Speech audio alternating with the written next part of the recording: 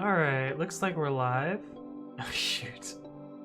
I did not set anything up, so we still have to do my little setup stuff first. Before that, today is Wednesday, November 27th, 2019, and today is a very weird stream. It's not at all a planned stream.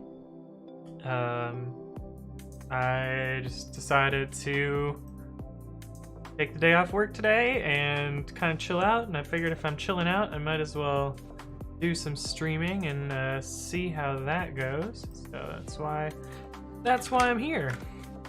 What is today's? I already said it. It's Wednesday. I don't think I've really done much since Saturday's stream. That's not true. That's totally not true. So Saturday we worked on a pre-commit GitHub action, which seems to work. Some people are using it, I think, maybe. I don't know. But we worked on this, ended up getting it down to this YAML here, which isn't the greatest, but it kind of works. Where like, this is the stuff to set up caching, and then you run the pre-commit action. And that seems to work. In fact, I think there's some Lyft repository. Oh, right. Not print, private tab. I think there's a Lyft repository using this already. Let's see. What one was it? Was it this one? Was it this one? I forget which. Flight Snacks? What? What a silly repository name. I think it's this one. Pull request? Push? Hey, oh no, this is the old code. I guess they haven't updated it yet. But in theory that'll use pre-commit. Unless this one uses it. Nope. Does this one use it? No, this is still the old one. Huh, weird. Anyway, maybe they're working on that. But yeah, we built this GitHub action. Hey, what's up, Toddy? How's it going? How's your day? Hope you're doing well. Yeah, we built this last time, so that was cool.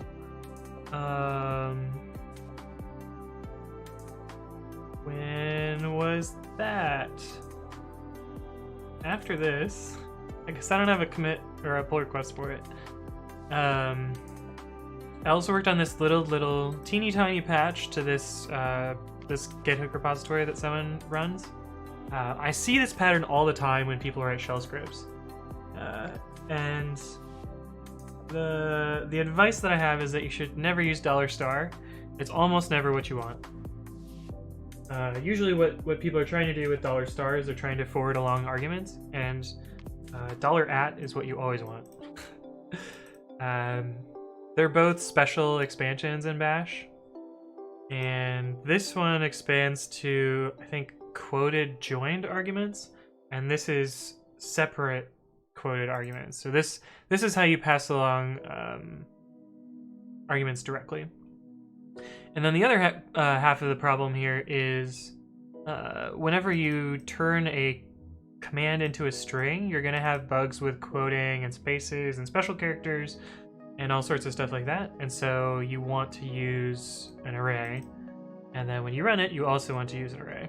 That's what this is. Weird special syntax for Bash. So I basically just converted them from $* to an array. And I assume that works. I didn't actually test it. The guy was just like, looks good, commit.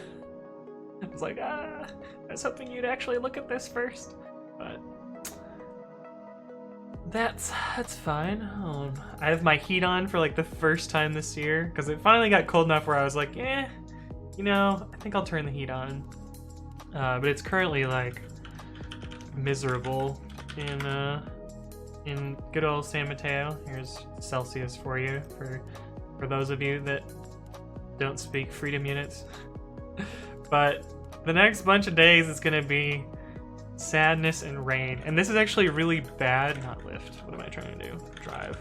This is actually really bad for my like running goals, because I'm trying I'm trying to get to 730 miles for the year, which is 2 miles a day. But these next days are all rain, and then I go home to Michigan here, and there's gonna be snow there. So I basically have to run in the rain, which is what I did yesterday. And this is read only, the wrong account. I basically have to run in the rain, which is pretty miserable. But I did that this morning and yesterday. Actually, crazy thing about running in the rain. I set my PB for 10K yesterday while running in the rain. Probably because I just wanted to get it over with, and so I was going real fast, but yeah. So I've 44 miles to go, and somehow need to fit that into these, let's see, how many days until I go home? Not sum, I want count. The sum of a date, yeah, that's real useful. 19 days, so I guess I need to average, I mean, this says I need to average 1.4 miles per day till the end of the year, but really it's more like 2.2. But anyway, that's a thing. And so it's actually cold here, and I've turned my heat on, so if you hear the blower, that's that. I also did some documentation, which Toddy's talking about documentation in chat, so you feel me here. But I did some documentation for pre-commit to mention how the cache works a little bit. Mostly just like, this is the default location here. You can override it with this, and you can override it with this, which is a standard. This is a standard environment variable. This is a pre-commit specific one. And then I showed some examples in different CI providers on how you can cache the pre-commit output. Like, here's Travis. This is how you do it for AppVer. This is Azure Pipelines, which is based on a template that I set up for this, which here's the template. So this is basically the cache part here. And then for GitHub Actions, including a link to the official GitHub action. So did that. Wasn't so interesting, but there's some docs there. I also did some open source work stuff. Super interesting. But yeah, the plan for today, oh right, I forgot to set the bot. So we're gonna do that command set today. Working on find and or place in my curses text editor, in my Python curses text editor, babi, and then a link to it so you guys can see the message that shows up.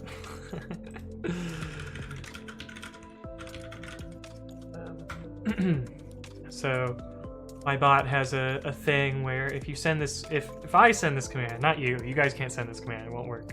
At least assuming I did my, assuming the code worked.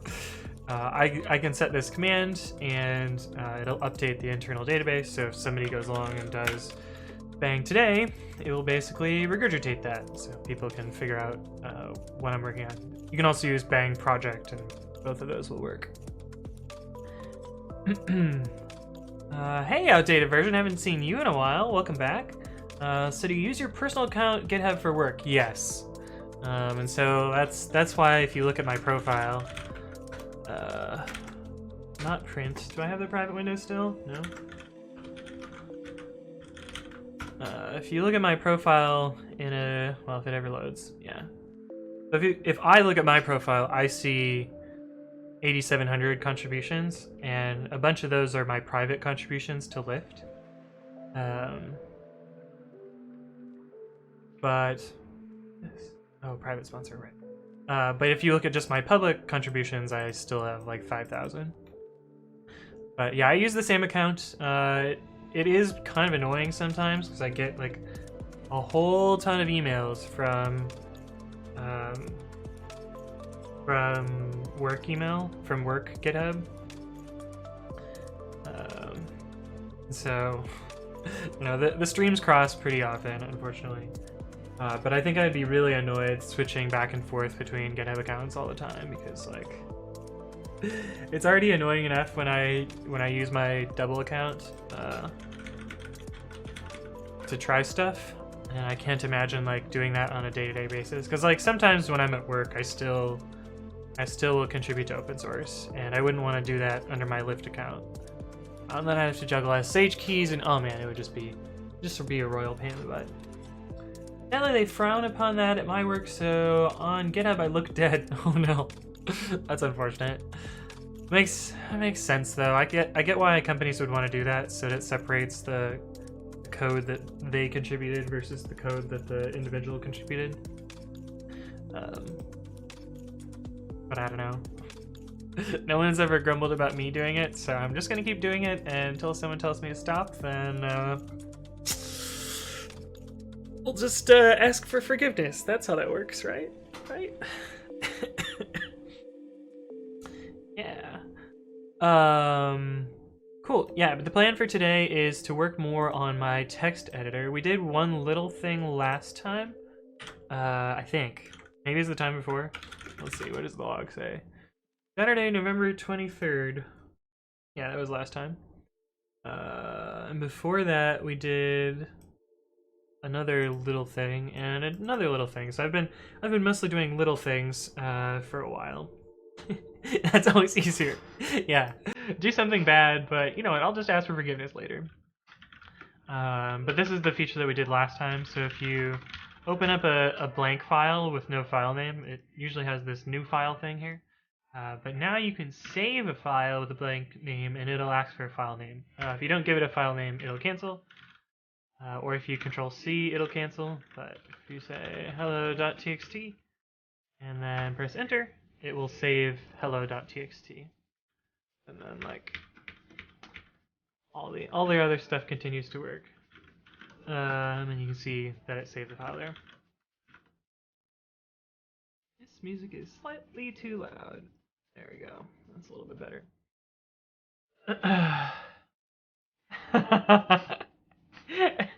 X9Hello80 says, the other day I heard I had a problem I tried to solve by using Java, and now I have a problem factory. Oh man, Java jokes get me like every single time. I feel like I'm always laughing at a good Java joke.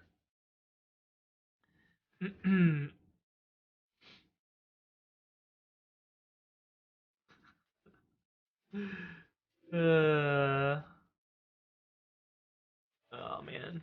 I'm also on call right now, so I have to slightly pay attention to work Slack. And someone's asking a question.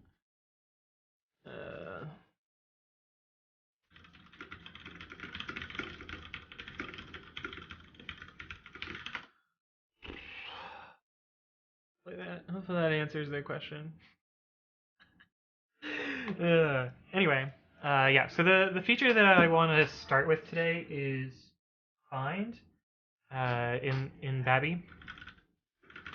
So I want to be able to do a keyboard shortcut, which the keyboard shortcut in Nano is Control W, and then at least for the first pass, it's going to be case-sensitive regex search because that's what I use, and I'm going to continue using that. But there's a couple of like tricky things that I need to implement here. Like the first is history, because I kind of like that. Also, if you just search and don't press anything the first time, oh, that's weird.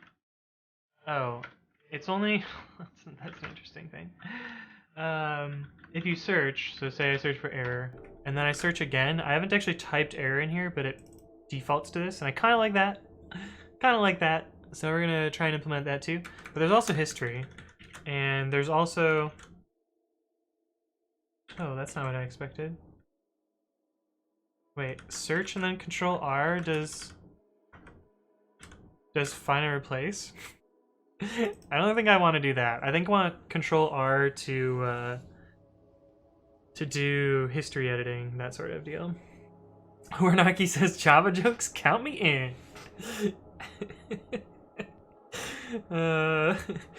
Outdated version says, hopefully that answers their question with a laugh, and no way you didn't just send like a BS sarcastic answer. It was borderline helpful. It was they're like, why doesn't this work? And I was like, have you tried updating? Actually, I said, you'll need to make sure to override to the production image, because we have this like we have this image deployment thing where when you merge a branch to master, it will update the development image, but not the staging or production image. Until you do a deploy, you'll use the previous image. And this is mostly to have a better stability in our development environments. But people always forget this. They just assume like if you merge to master that it'll be updated everywhere. And they gotta remember to they gotta remember to either override to the production image or do a deploy, which is a little bit annoying, but that's why I laughed a little bit, because everyone makes this mistake, and I feel like I'm constantly answering this question. But it used to be the other way, where everything used the development images, and people would merge shit and just like break everyone, and everything would always be broken. So we changed how that worked. Hey, what's up, Hayden? How's it going? Hayden Prime. I wonder how long it's gonna be until we get Hayden in the chat. Or fake Hayden.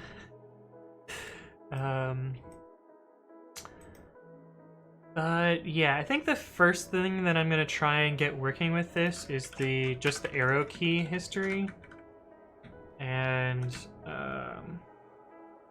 go from there. And I actually don't know how history really works, so that'll be an interesting one for me. Pronouncing it right this time. So Chile, yeah. 14 minutes late, and he's gonna reduce your salary. Yeah, you're gonna get a 50% reduction from 0 to 0. Silly off-topic question. Do any of you know how to run Java code as a script inside of Java without using a command prompt? Nope, I don't know much about Java, unfortunately. Xnilo says, I started binging Westworld. I'm almost done with season 1. I told someone it's a cautionary tale of committing straight to master and bypassing your CI/CD pipeline. Oh yeah, that's pretty true. Westworld's pretty good. I won't spoil it, but it's wild. The show's pretty wild. I don't think I watched season 2 though. Are there more seasons than that? Right, my keyboard shortcut doesn't work here. Westworld TV series. Hopefully there's no spoilers on Wikipedia. Number of seasons 2. Okay, yeah, I have yet to see season 2. Apparently there's gonna be a 3rd season. I don't know. I thought it was pretty good. It was, I think the one thing I remember from it was that it was like super dark on my TV. And so like I had to like turn the brightness all the way up just to see what the hell was going on. But I don't know. It was good. The soundtrack was good. I remember that. The one dude in it is a good actor. I really liked him. I feel like the girl was not that great of an actress, but maybe that was just me. Maybe that was her character. Maybe she was meant to be like that. I don't know. Who knows? Like it could have been an intentionally bad, like acting bad to act bad, or like I don't fucking know. I think you'd understand if you watched the TV show though. But I don't really watch TV all that much, and I don't have whatever HBO to watch it, so I don't have Netflix either. Which I think is just wild, but it happens. Has anyone watched Mandalorian on Disney Plus yet? Oh, Disney Plus in the chat. I haven't, because I don't have Disney Plus, but I heard some people were like super, like my brother's super excited about it, but I don't think he has Disney Plus. I don't know why he's excited about that, but who knows? Oh my goodness. I get this bug report over and over on Flake 8. Walrus operator support. Like, did you fucking read all of the closed issues about Walrus operator?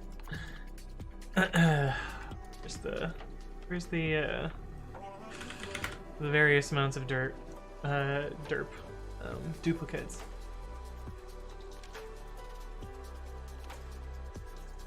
I'm not even logged in.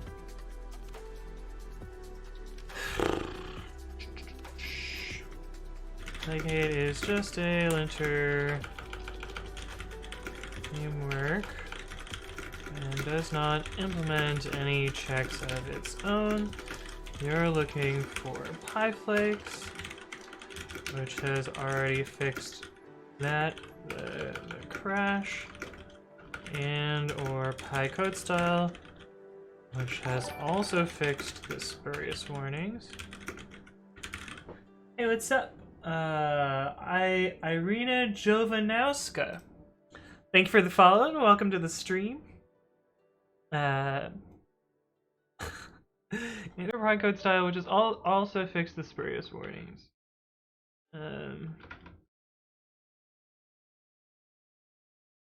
You're looking for the plugins. There's also several dupes of this issue already in all 3 of the issue trackers. Anyway. I don't know why everyone assumes that their issue is unique, but oh well.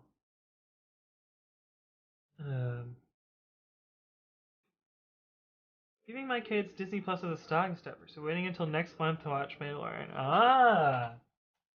It's a good strategy. Hopefully your kids aren't watching the stream. Spoilers. 0 times -0 is -0. Yeah, only in JavaScript, right? Is that a thing? Yeah, it is. And -0 times -0 is +0. Only on those IEEE floats. I have through 100% legal methods. That sounds sus. Especially, aren't you in the UK that doesn't even have Disney Plus? Disney Plus UK. Launch date. 31st of March, yeah. 100% legal method.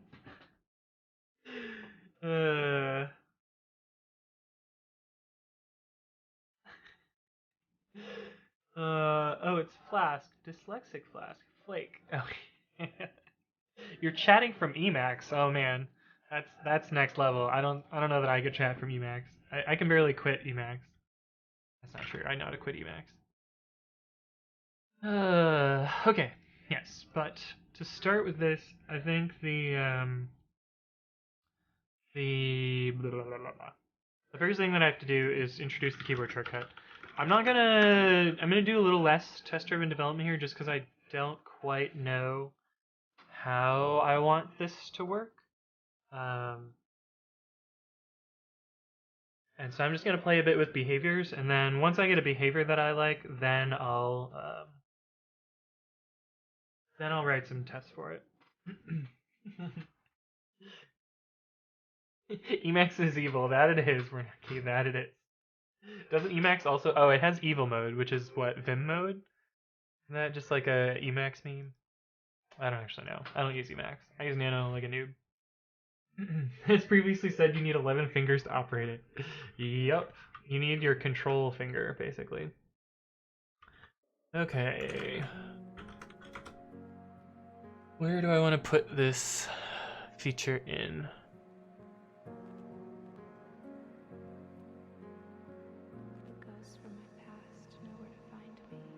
Maybe here with the control underscore. Control W. Control W will be find. Which Control W and Control. Oh no, I don't want Control Shift W. That's not the one that I want. Evil mode is Vim emulation for Emacs. Yeah, that's what I meant. The joke is that anyone not using evil mode is a member of the Church of Emacs, and so they're using holy mode. I'm tempted to slap the bot with a large trout a la IRC. Am I the only one? Yeah, no. Go ahead, slap the bot with a large trout. Maybe we should make a response for that. Have the bot say "ow" if you slap it with a large trout. The That with a bang? I forget. Wiktionary. I forget how it worked.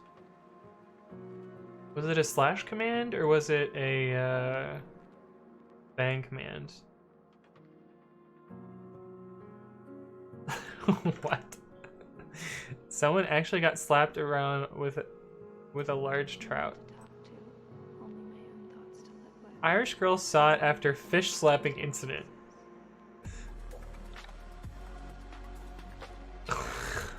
What?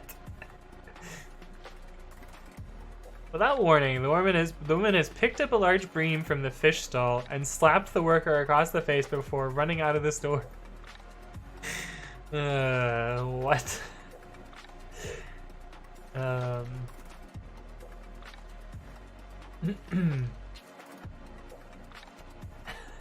Aiden slaps Anthony's coat bot with a large, sweaty, unskinned strap.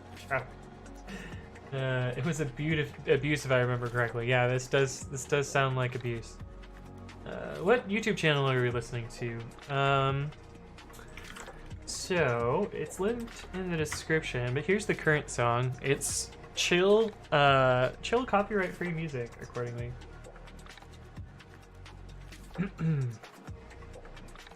Oh, was it slash slap? Is that what it was? I guess it was slash slap. John slaps Jim around with a big large trout. Around a bit with a large... I can't fucking read. On IRC, the act of using in most IRC clients a built-in command to slap another user, frequently used for comic effect. Oh, well, we're not going to read all those things. It's got a little bit perverse pretty quickly. I recently adopted a kitty that has decided I am no longer scary.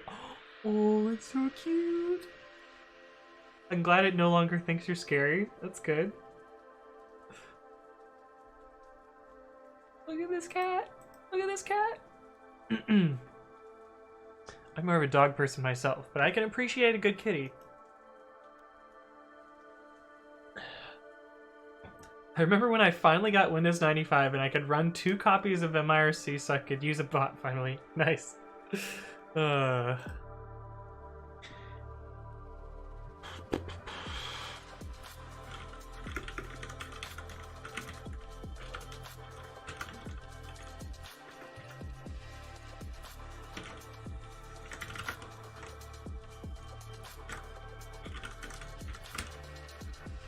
Okay, so this is what we've got so far. So we need to...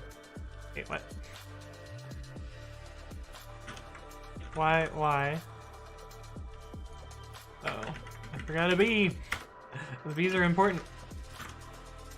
This is what we have. You press Control W and ask for a search, but it doesn't do anything yet. What does Nano do if there's nothing found? No, tells you that not found. We also need to do the case where it's an invalid regex. Whoa, it knows if there's only one occurrence?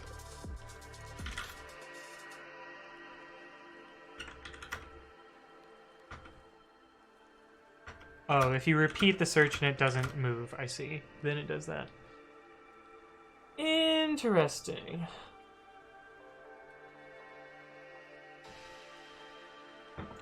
I could also go for a dog, but I'm not home too often, so that seemed mean. That's fair. Cats, on the other hand, seem to take care of themselves within reason. Yeah, I don't give a fuck. Hey, what's up, Knackle Eric? Welcome to the stream. I need to get a color scheme configured for Emacs. So what does your color scheme look like right now? Ooh. Yeah, you need to fix that, bud. Where's your dark mode, buddy? Also, you can't even see some of the names? What is wrong with your IRC client? These are like... Oh, maybe you resized or something? I don't know what's going on. They're also fluffier than most dogs. Yeah.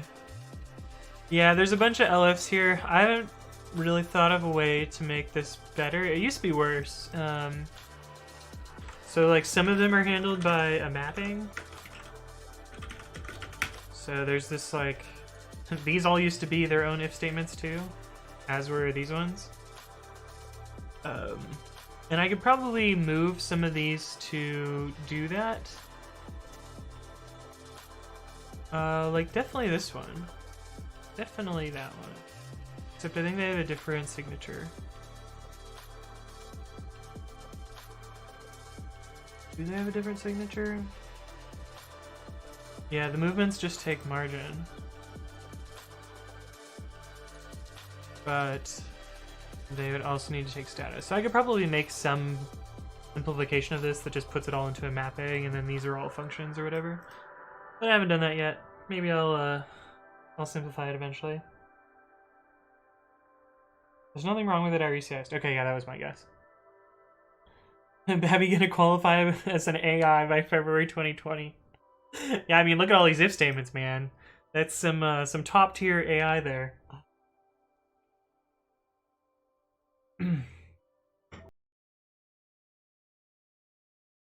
That's fair. There's a few heavenly fluffy puppers out there.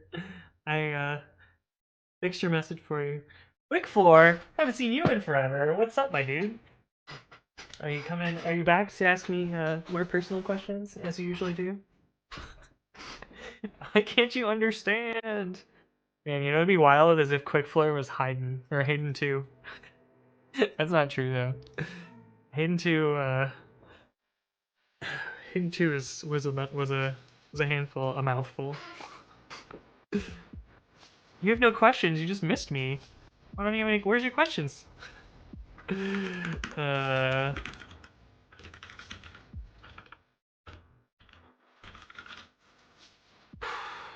Okay, so the search is kind of interesting. I'm not quite sure. Actually, let's get basic search working, and then I can worry about history later. I think history is gonna be kind of a pain.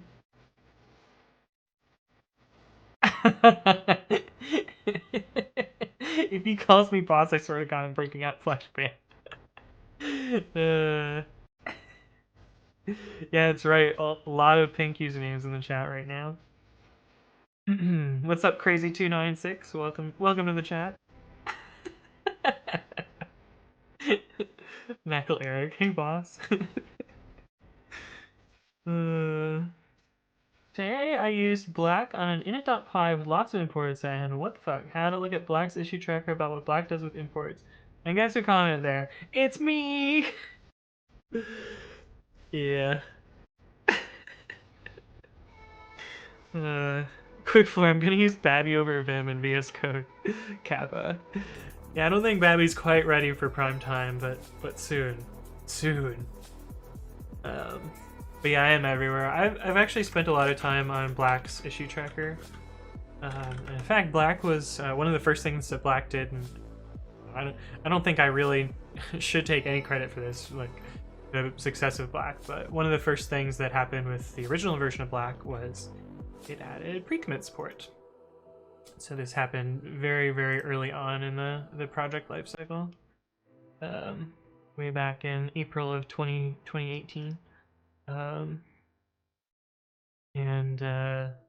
I helped Lucas get this set up, and it's been up and to the right since then.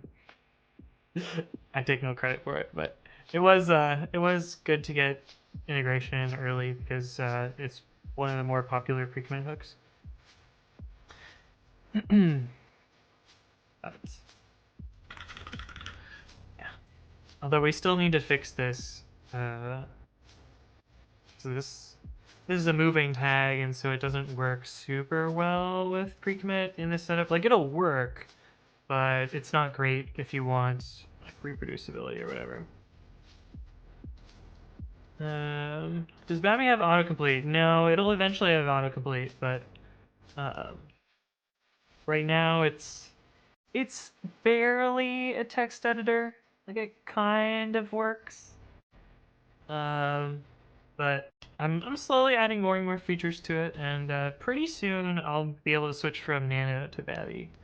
Pretty soon. Like search is one of those features where it's like I absolutely need this. It's I mean, yeah, it's a 1,000 line file. It does have some shortcuts. A lot of shortcuts. Mostly shortcuts. That's mostly what it does. um, but yeah, that'll be a thing. Regex is assigned to but never used, and RE is not imported. Let's see. How do we want to do this?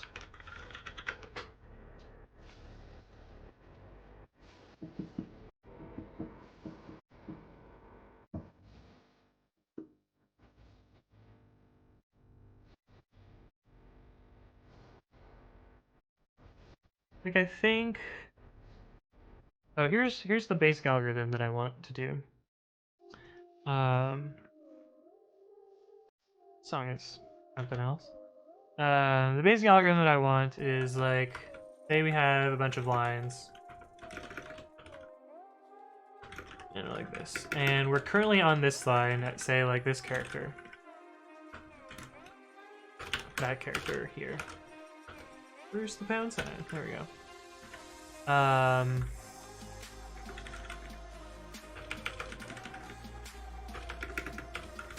Actually, let's put the character here and get rid of these.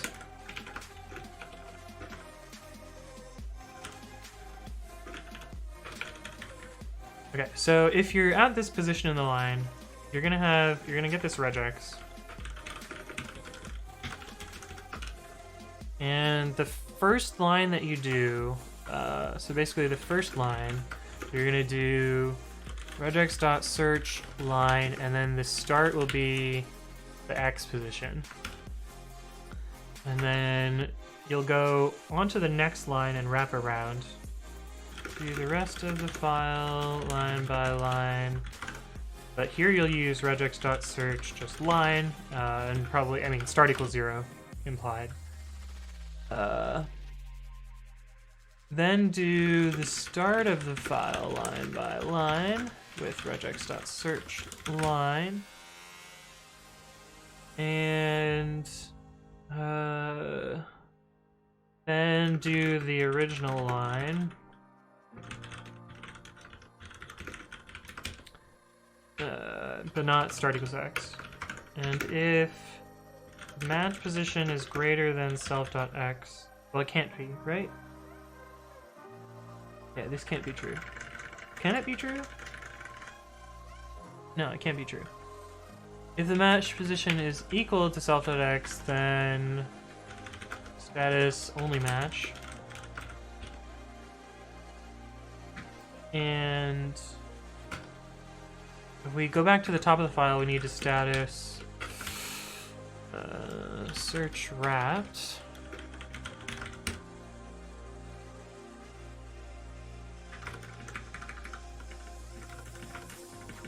I think that's the basic approach.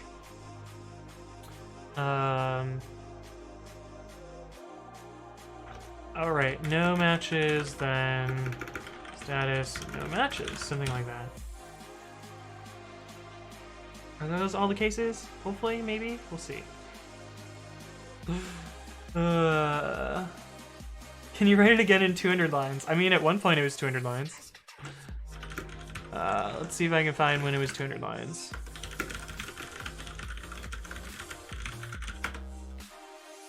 Actually, I have a tool for this, right? Yeah, I have a tool for this.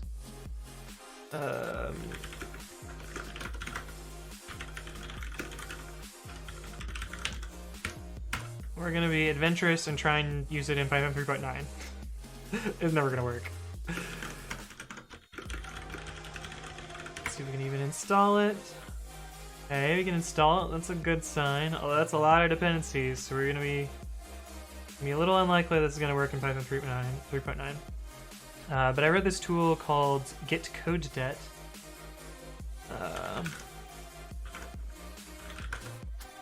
How does this work?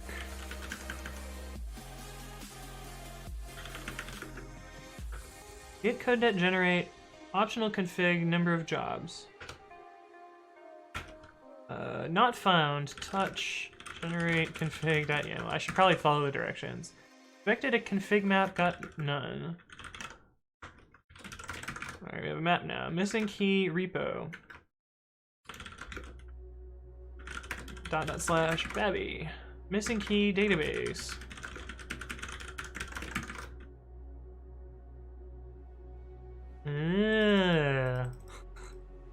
I should probably fix that. YAML.load is bad news.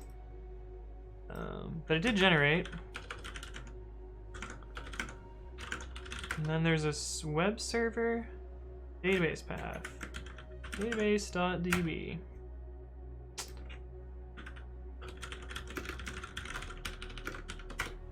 Let's see if we can find when babi was 200 lines of code for no good reason.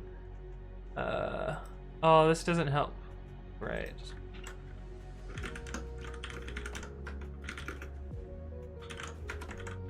You want to exclude tests.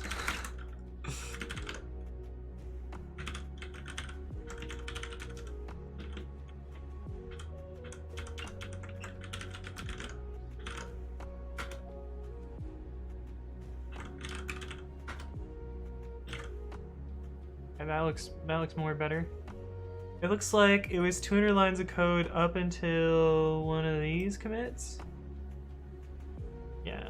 So the commit before this one, the 0032C8 is where I want to go. Let's see what babi did at this commit. Probably not much. Oh wait, not that one.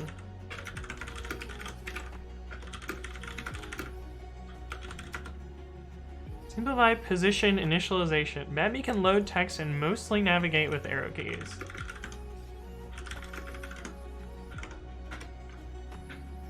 I mean, it kind of worked here. This is actually pretty surprising. This is 200 lines of code. Did this. No control Y, control V. No home and end, but you can navigate with arrow keys, and it mostly worked. I'm actually kind of impressed that this did that much with 200 lines of code. What the hell do the other 800 lines of code do? Let's see. Anthony, instead of going to LF Headin, why not use a switch? Python doesn't have a switch. Yeah, you can emulate them with maps, but not really. Quickflower asks, did you ever use Rust? I've used Rust a total of 1 time. This actually reminds me, next week is the beginning of Advent of Code 2019, not 2018. So I'll be streaming that hopefully every day until I peace out and go home. But I did do a tiny, I tried Rust in this. I did day 1 in Rust. just to do it. Although this is mostly a port of my Python solution. Part 1 was super easy in 2018. It was just sum all the numbers that you see on the screen. And so this is all boilerplate to open the input file and then, or wait, what does this do? Argument parsing. Get a string of the path, open it, read the entire contents, and then call the actual meat of the problem, which is compute function. The compute function takes the input string, splits it into lines, and then parses it as integers and adds up a value and returns it. So that's what that one did. Part 2 is a little bit more complicated. You had to continually run through all the numbers until it met either a cycle or a specific value or something like that. So this is largely the same with s.lines, but Rust has this cool cycle thing that basically gives you a recurring iterable. This is like itertools.cycle in Python. It was keep running the values until you see the same value again. And so, yeah, just loop and loop and loop until you see the same value, basically. But that's the Rust I've written. I've written a little bit of other Rust, but nothing substantial. I'd love to see you make Babby in Rust. Yeah, that would be a funny one. Carco New Babby and CD Bang Dollar. Yeah. Are you editing? Crazy296 asks, are you editing your text editor in your text editor? I do open it sometimes just to like demo features. This is Babby opening Babby, for instance. But I usually use Nano to edit it for now. Can you show a demo of Babby? Yeah, let me show you all the things that it does right now. We'll use the one that's not broken.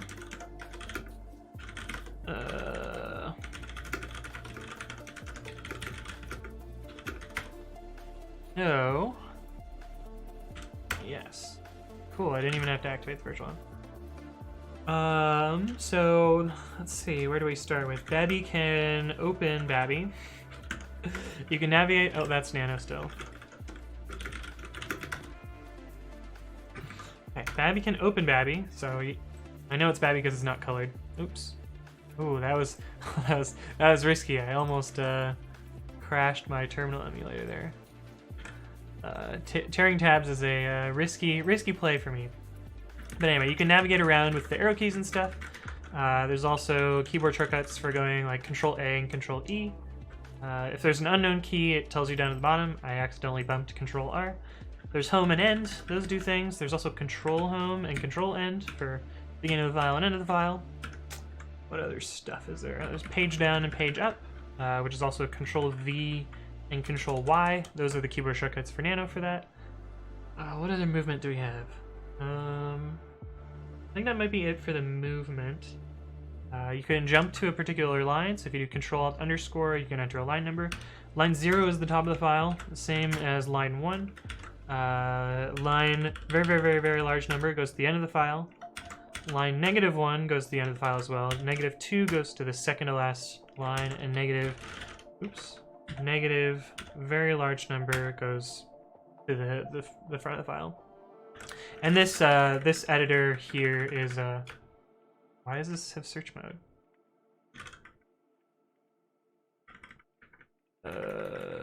What? I thought that was only implemented in, maybe I opened the wrong tab. Anyway, but the I have caps lock on. This form can like this line entry thing down here has full like keyboard shortcuts as well, like Control A and Control E work. You can use the delete key, backspace, etc. And if you Control C or do it as blank, it'll cancel it. You can edit text like this, and delete text and use the delete key. There's also undo and redo, and it allows you to undo the whole stack and redo the whole stack, and so that's a thing. What other features did we implement? You can save. You can also open up multiple files, so here's demoing multiple files. And you can like switch between the two, and it maintains the state between the two, so you can see like as I switch between the 3 files you get different state. If I save, which is Control S, it marks it as not modified.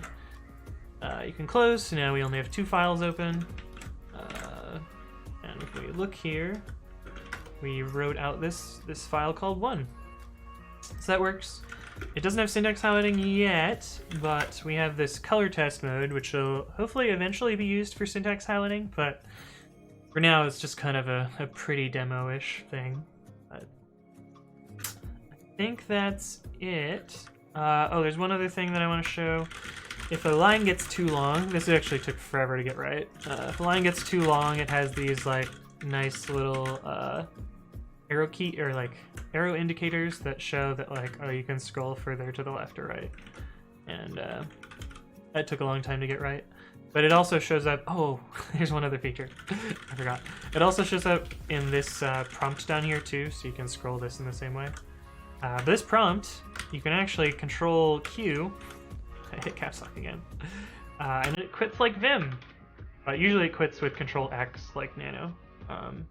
Emacs is Control XC, so in theory, if you're going to quit any of your editors, it will work in Babby. But that's kind of a demo. Is searching in the selected line before the cursor location covered by the line-by-line search? Probably. Yeah. Yeah, it is. You're right, outdated version, so I can simplify this.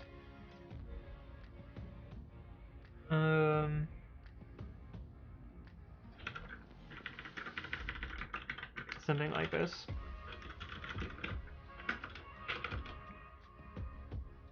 Only patch. Yeah, something like that. Quickfloor asks, I have a project, should I use MongoDB or MySQL? I can use both. Over 100 kilobytes of data. That's actually not big data. It really depends on your query structure and like how you want to deal with that data. If your data is like highly relational, MySQL is what you'd want to stick with. It's pretty much just like key value lookup. MongoDB is probably your better choice there. Quickfloor, I'm 100% sure Anthony is in love with Babi right now. I mean, I really like the project. I think it's pretty cool. He's thinking about a date with Babi. That'd be next level. I'm gonna date my text editor. Hey, what's up, bad vibes every day? Welcome back, friend. Such a long code. I hope your editor has a find feature, Kappa. That's what we're implementing today. I don't remember. What am I using Tmux for? I don't know. Tabs, Windows, something like that. The editor is pretty cool. Oh, I don't remember. Did you fix that weird clipping issue with the lines? Yes, I think I did. The thing where it goes negative and it wraps around. Yeah, I'm pretty sure I fixed that.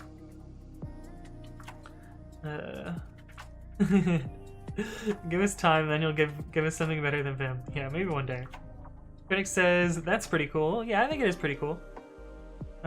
Did you say you can use Control-X, Control-C to exit because that's the Emacs way? Technically, yes, because as soon as you press Control-X, it will exit. So, in a cheaty way, it does satisfy that. Yeah, we don't need this anymore. But yeah, hopefully that gives you an idea. And also, there's a bunch of screenshots of Babi on its GitHub page, so if you want to check that out, there's screens of most of the stuff I talked about. Maybe not all the things that I talked about, but some of them. And it talks about some of the features and stuff. And why it's called Babi.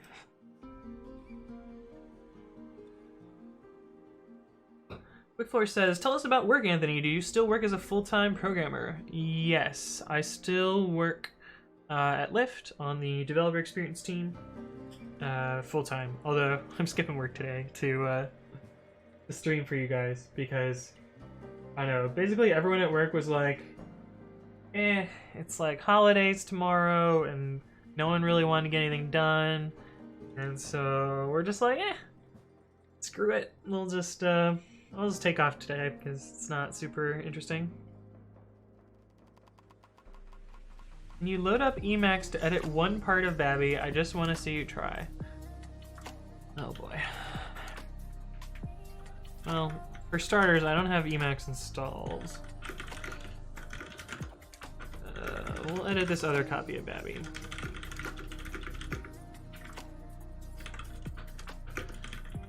PWD source read write Ubuntu Bionic.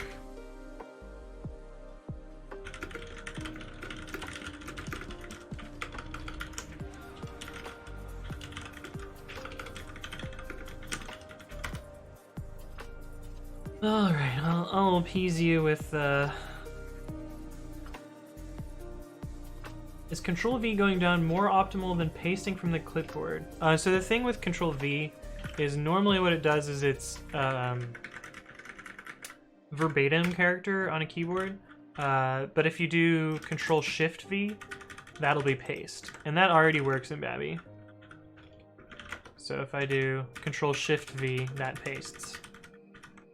And on a Mac, you would use Command-V or whatever. And so Control-V is free to assign to a keyboard shortcut, because you already need Control-Shift-V to do paste. And paste is actually handled by the terminal emulator. Babi doesn't actually know that paste is happening. It just, all it sees is these 3 characters being typed, or like these n characters being typed. That's all it sees. There is kind of an interesting...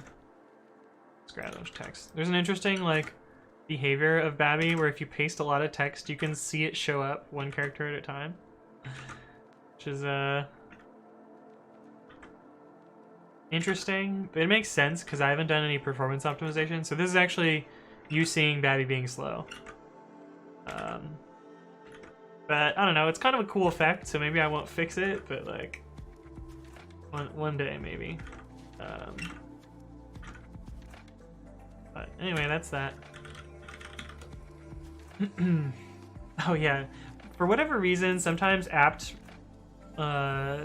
is like painfully slow.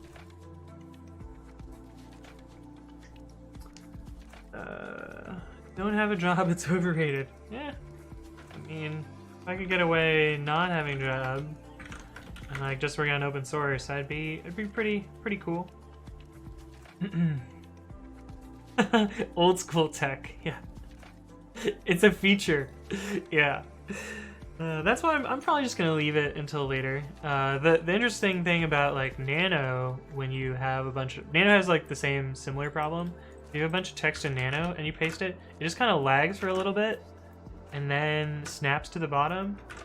And I think I could implement the same thing in Babi, but I kind of like, as stupid as it is, I kind of like that it types it out character at a time. There's like something a little bit hackery about this. But I don't know, one day. Okay, is this the tab that I'm using Emacs for? Alright, here we go. Got Emacs open, and look, I can quit Emacs, guys. We did it. We did it, fam.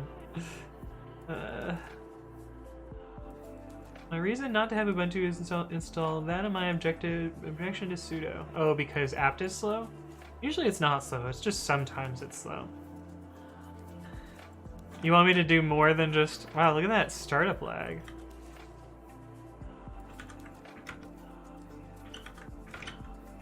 Babi even starts faster than that.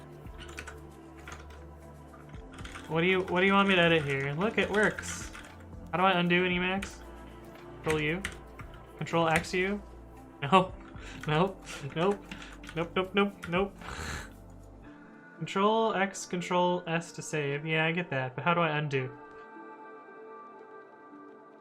I could probably do edit.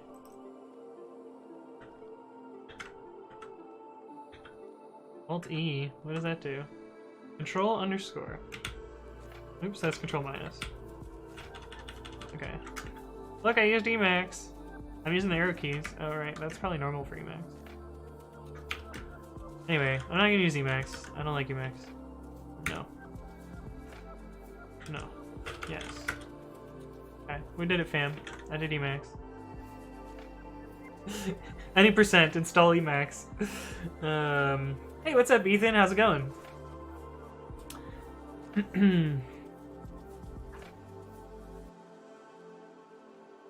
It's GNU plus Emacs. True. True, Crazy296. I'm done with GNU plus Emacs.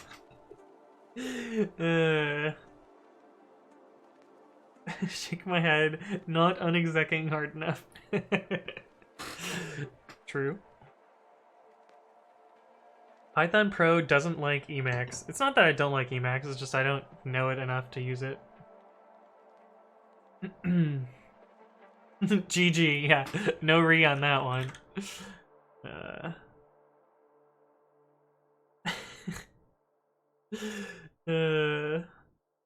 That's funny. Have I ever used Scrapey? No. But I have used other scraping tools, and I've also written my own scrapers.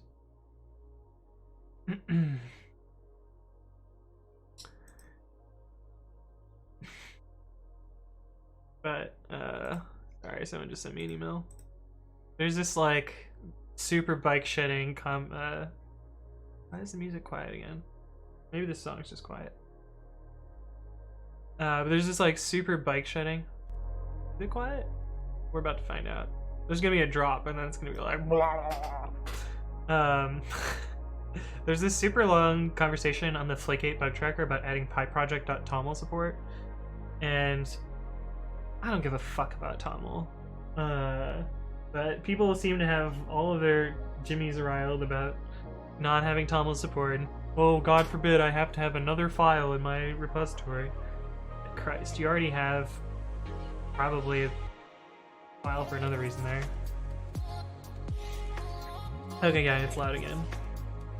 There was a drop. Predictable. Baited.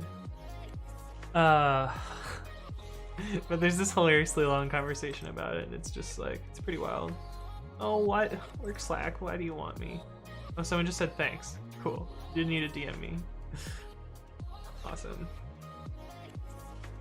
Yeah, I can go back to ignoring that.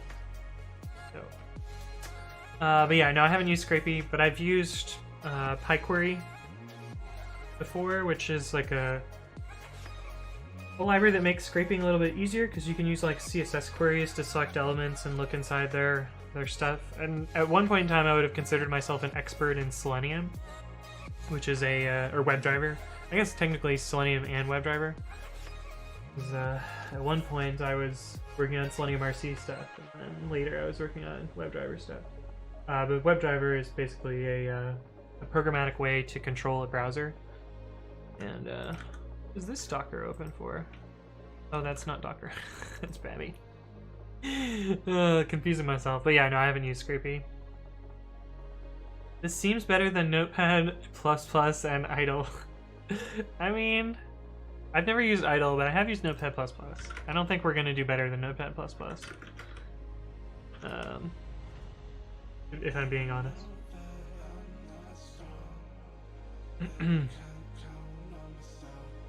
What about Zmax? What is Zmax? Emacs. Oh. Is this the windowed version of Emacs? Graphical and console-based text editor, which runs on any Unix-like operating system. It's a fork of Emacs. Oh, whatever. I don't know.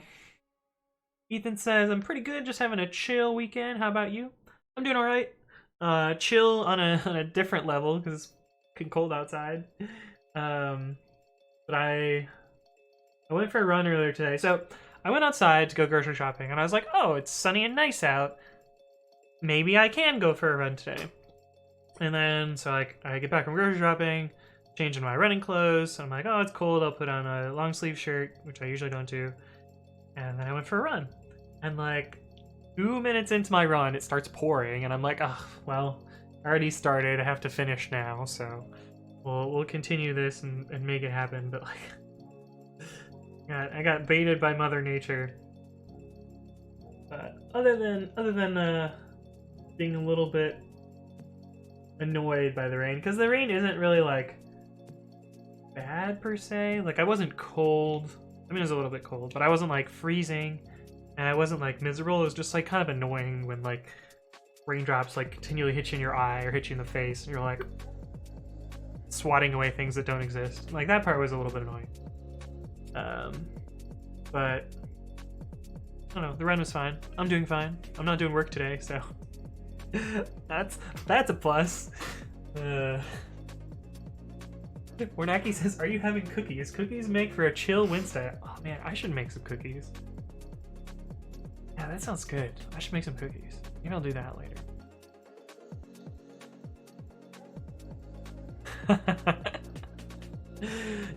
Ethan says, yeah, I get the oh no, another file, but this one is supposed to be the final standard this time. Yeah, but see, there's another problem with it too. Pip has special treatment of PyProject.toml, so like, I already know someone's gonna be mad about this. Let's see, where's the one where it's like,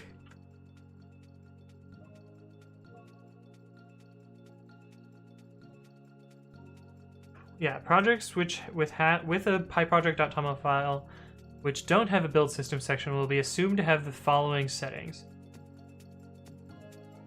And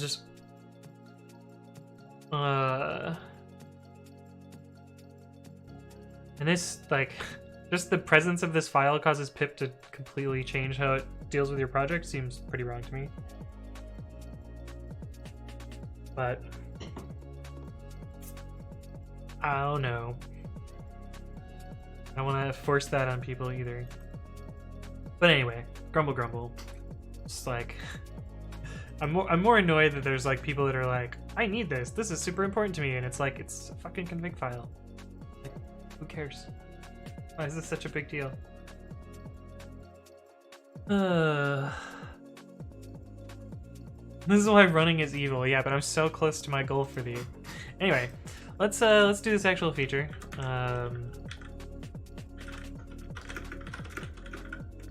Whoa, what happened here? What the fuck is that file? Who made this? Oh, it's owned by root. This is Emacs. Emacs is doing. Hayden, how can you support this nonsense? What is this terrible file that it put into my working directory? Emacs is the worst.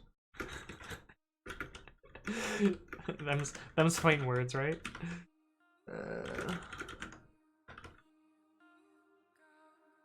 You disable that in your config, yeah.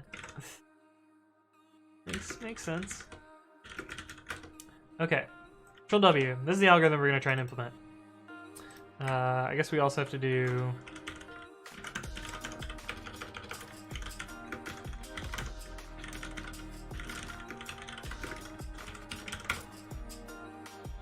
do that. Else all of this shit. Oh, that's not what I wanted. Shift tab when I wanted tab. I also need to make this work in Nano too, because I didn't realize this was a feature until like just recently. But you can do highlights in Nano. What does this do though? Oh, you can cut a selection. Oh, that was another thing that babi supports. I forgot about that. You can cut and then uncut. But it doesn't, well, that was weird.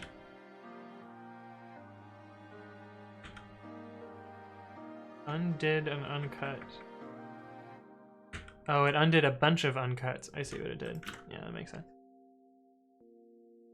But yeah, I want to make this work too, but I think I kind of want to solve the syntax highlighting stuff before I try and do selection.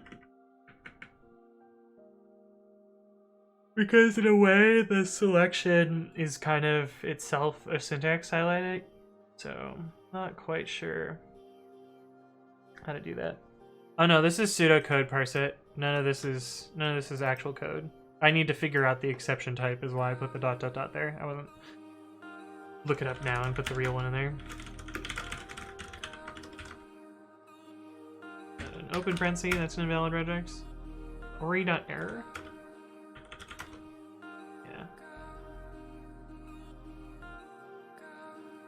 This would be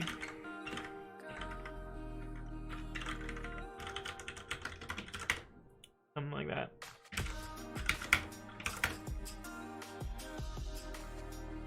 Is this too loud? No, it's fine. Just loud in my ears for some reason. The default is, oh, how do you navigate your code cell without line numbers? I mostly use the feature we're going to implement today, which is find.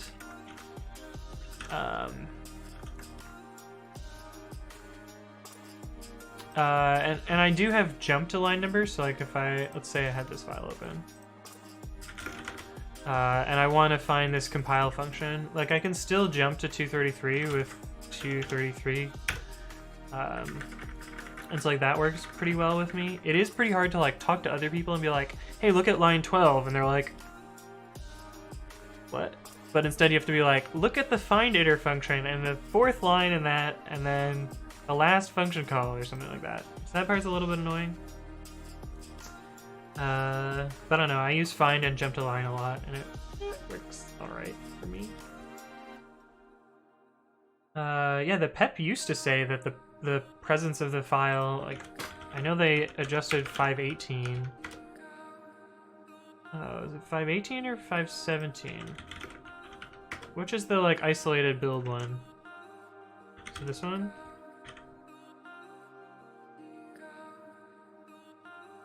A build should by default create an isolated environment for each build.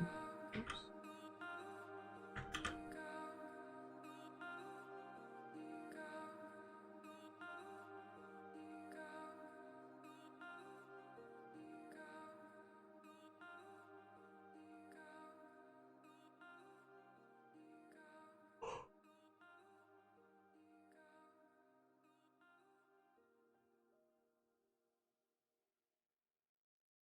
Yeah, I don't know. Wherever the isolated build thing, like the original text was that the presence of the file triggered isolated builds. I think that might still be true, but I haven't been keeping up on it. And so that was a whole deal too. And like, I know a lot of projects that aren't ready for isolated builds because it just like breaks their shit. But oh, also. I like how when you search pip pyproject.toml, the second result is that development mode doesn't really work. Holy shit.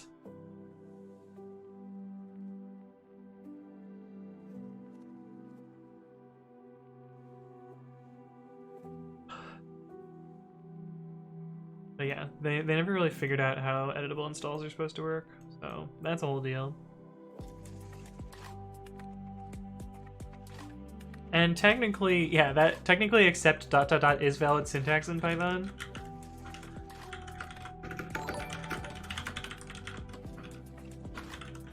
So this is valid syntax. You do get a weird answer here though. Hey, what's up, Picle420?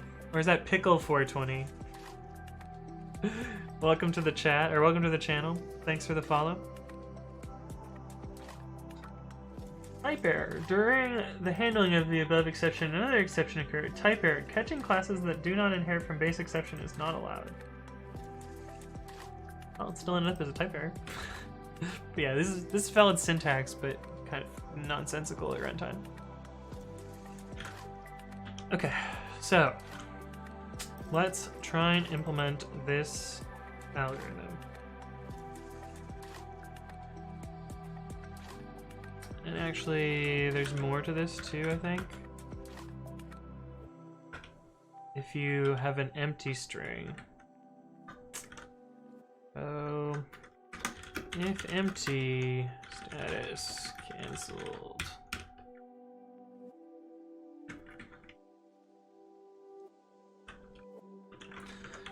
We'll just early return or whatever. In fact, we can probably do that here as well.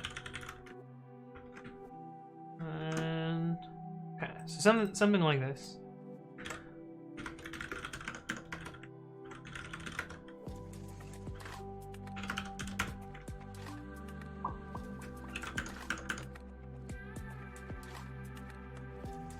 The screen.file.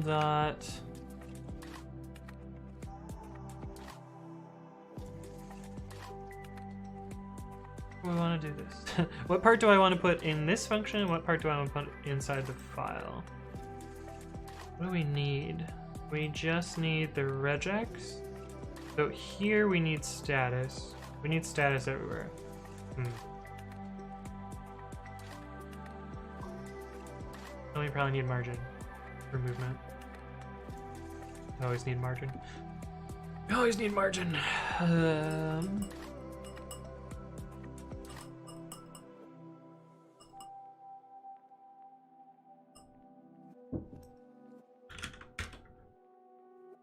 Let's do it like this. Screen.status and screen.margin. So that'll look like these ones up here. The undo implementations. Undo and redo.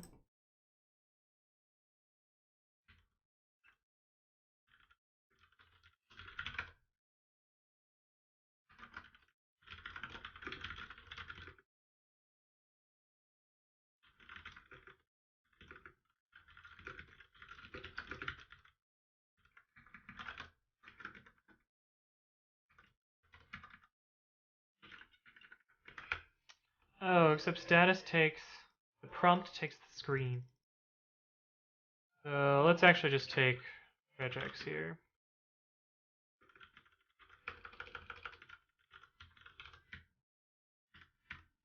And we'll do the prompting in this loop down here. So back to this. If response is equal to the empty string, then status dot update canceled. Otherwise, try and parse the regex.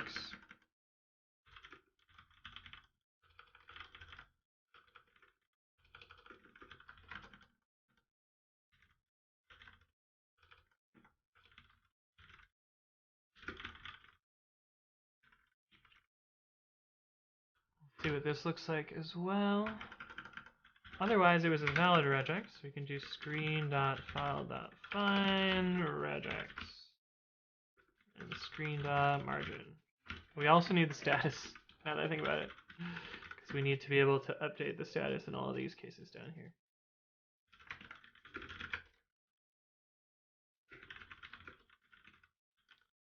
All 81 characters.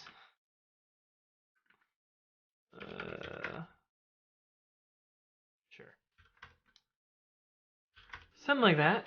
Let's see. Search directly with regex. Yes, that's the plan. This tree of if statements. Yeah, it's pretty nuts. I know. You guys are always gonna give me shit about these if statements. We'll clean them up someday.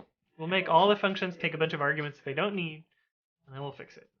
But until then, yes, a pile of if statements. Also, hey, what's up, Knowledge? Welcome to the chat. Welcome back, friend. Not doing JavaScript today.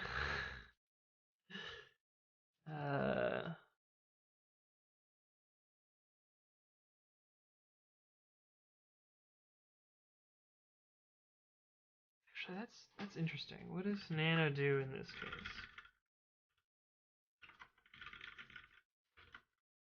case? We search for a regex that has a pattern. Maybe we'll do it this instead. So it does look one character past, it looks like.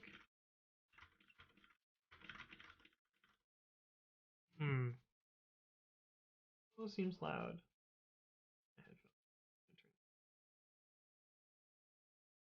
Hey, what's up, Juan? How's it going? Pattern matching in Python when? Yeah. Yes, I will be doing Advent of Code this year. Did I say I wasn't going to? It hasn't started yet. We got another another 3 days until we start. Yeah, I'm gonna do that. I'm gonna do Advent of Code. I should probably set up my template now that I think about it. I'm probably just gonna do Python like last year. Make dirty.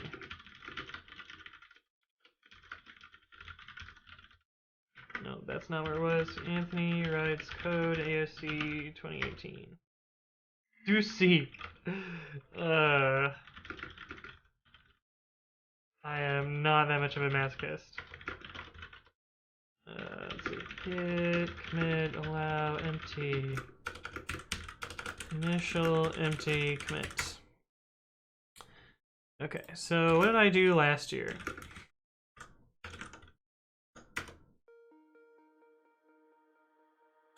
We did Travis. We're not going to do that this year.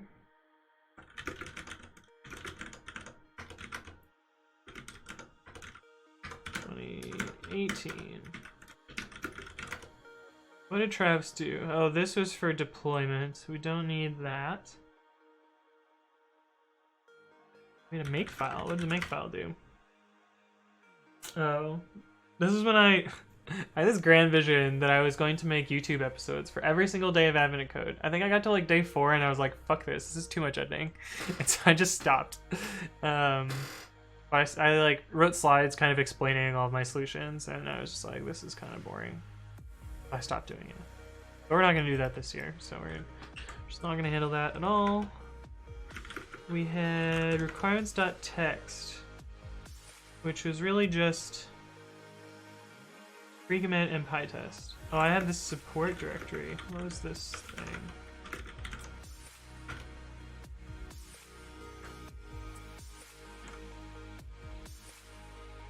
Oh, this is just like helper functions that I had. So we'll probably use that again.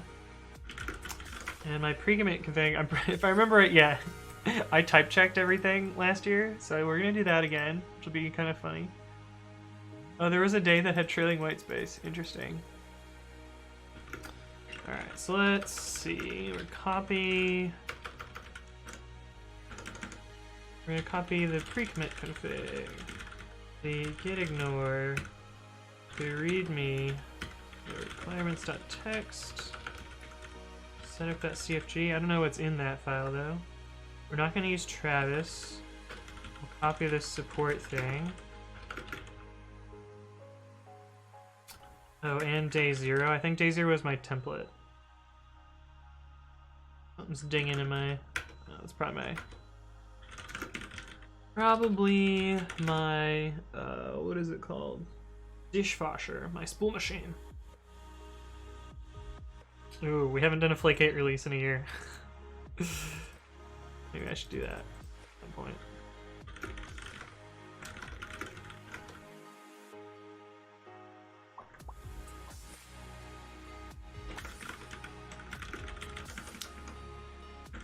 We don't need this function yet, so I'm going to get rid of it. This was useful for last year's admin code, but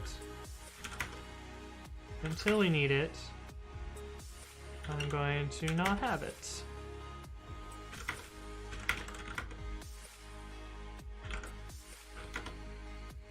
Setup.cfg, check untyped, disallow, yeah.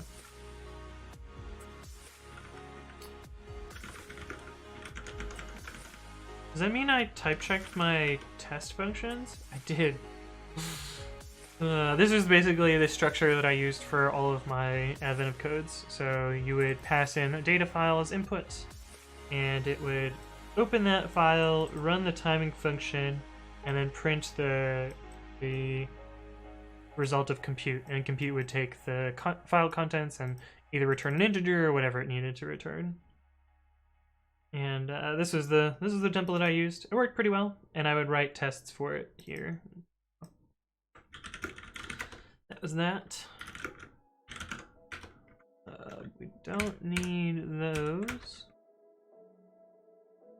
In theory, we don't need recommit either, because I have it installed. Someone else would have to mcode 2019. Get rid of that. Comparing these numbers isn't useful. Normalize your timing to day 1, part 1, and compare alternate implementations are listed in parens. These timings are very non-scientific.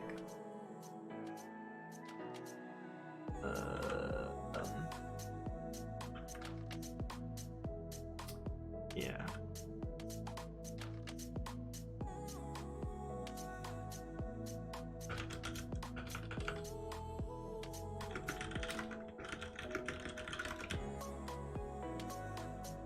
This was last year's results.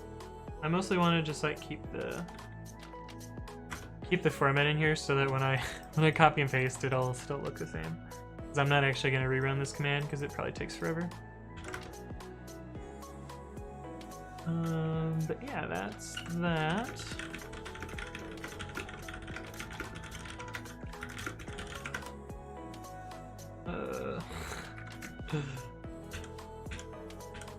Had a lot of random stuff in here that is not needed anymore.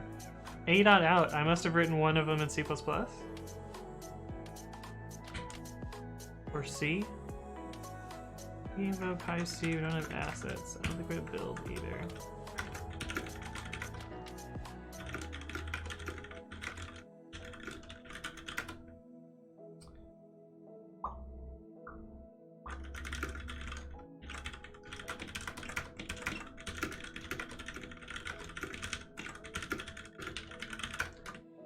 What else we got here? Okay, so readme looks fine. Oh. I'm not doing slides this year.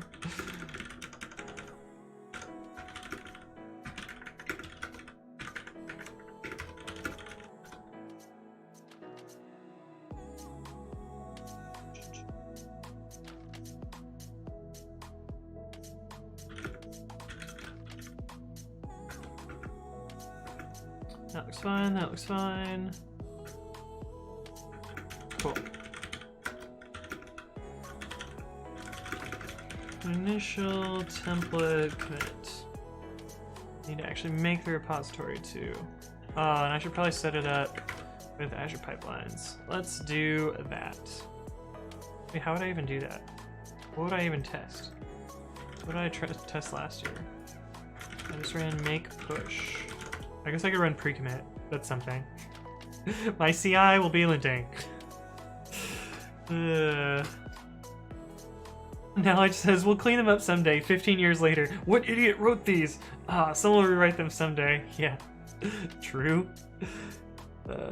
Hold the fuck out. Little button. New build pipeline. GitHub. Oh, I better...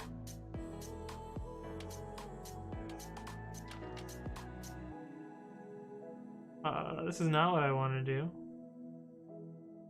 No. I clicked the wrong button. New build pipeline. Alright, I need to click this thing first. I gotta make the repository first. That way it has something to hook up to. AOC 2019.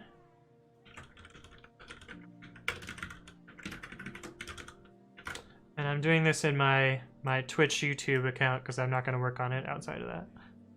I just had a link. That's all we did here. Admin of code 2018. Except 2019. Okay, repository. Can't add tags yet. That's fine.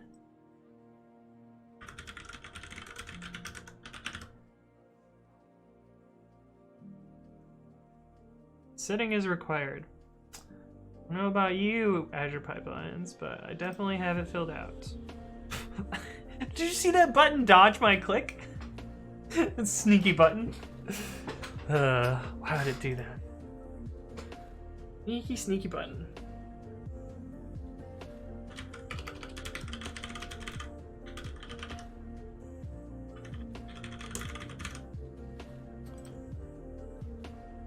Build forks.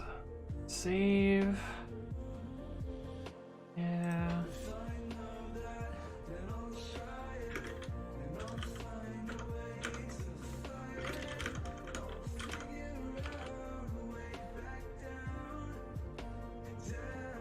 What is a repo? I upgrade? Sure. So we're only going to run pre-commit, and we're going to run the latest version here.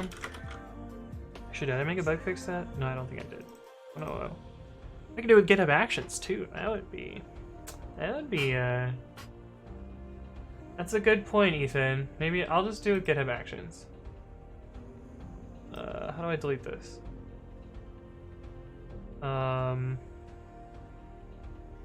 Discard summary.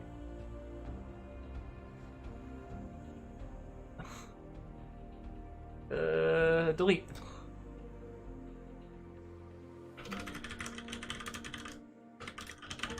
Yeah, we'll do it with GitHub Actions. I did just write the pre-commit GitHub Actions, so I might as well flex it, right? Good old copy paste here.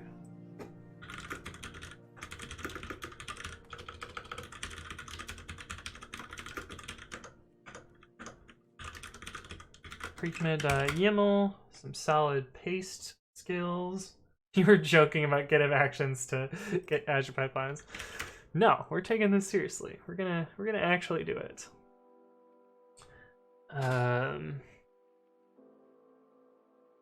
Yeah. Although we want this to fit better. Make that slightly shorter. What else did I want to do here? I usually like to pick a specific version here instead of letting it float, but whatever. It's admin of code. I don't think it really needs to be super production durable. We also want a badge.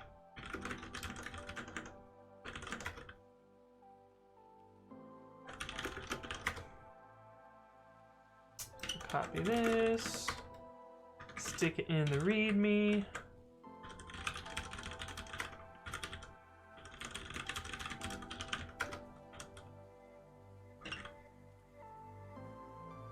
Workflows / pre-commit.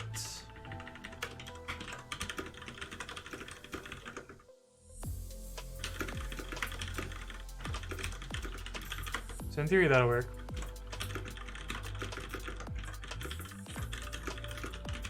Should we make sure pre-commit round -shell files passes first? Okay, good.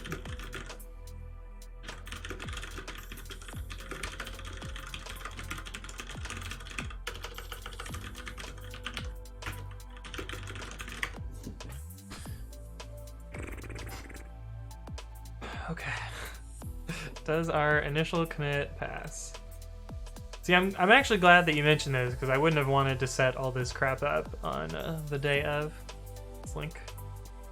First puzzles will unlock on December 1st at midnight Eastern time. See you then. So 78 hours away. We're getting pretty close there. Well, the image doesn't work, so that's not good. Is it just because it hasn't run before, maybe? I'm tinkering and designing a new script for my HTTP client library, one with all the arguments being regexes. Oh, interesting. You can make a repo a template repo. Yeah, I've played with it a little bit. I don't know how I feel about template repos, because I don't think it saves me much time, because I'm just going to do cp-r anyway. And have to fiddle with everything. Oh, this is good. Did you post this in, You should post this on the Discord. This is pretty good. I like this. Because it really is. It really is just Azure pipelines. Except, I did find one important difference, which is actually really annoying.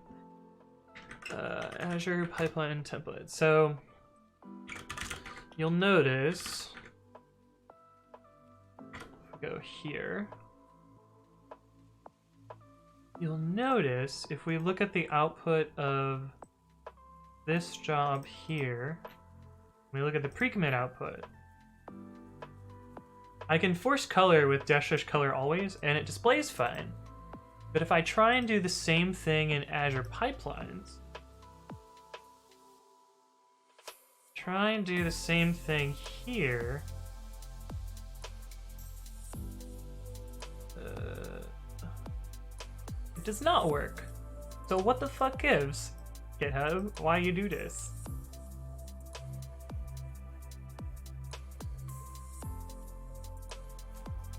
No worky here, but worky here.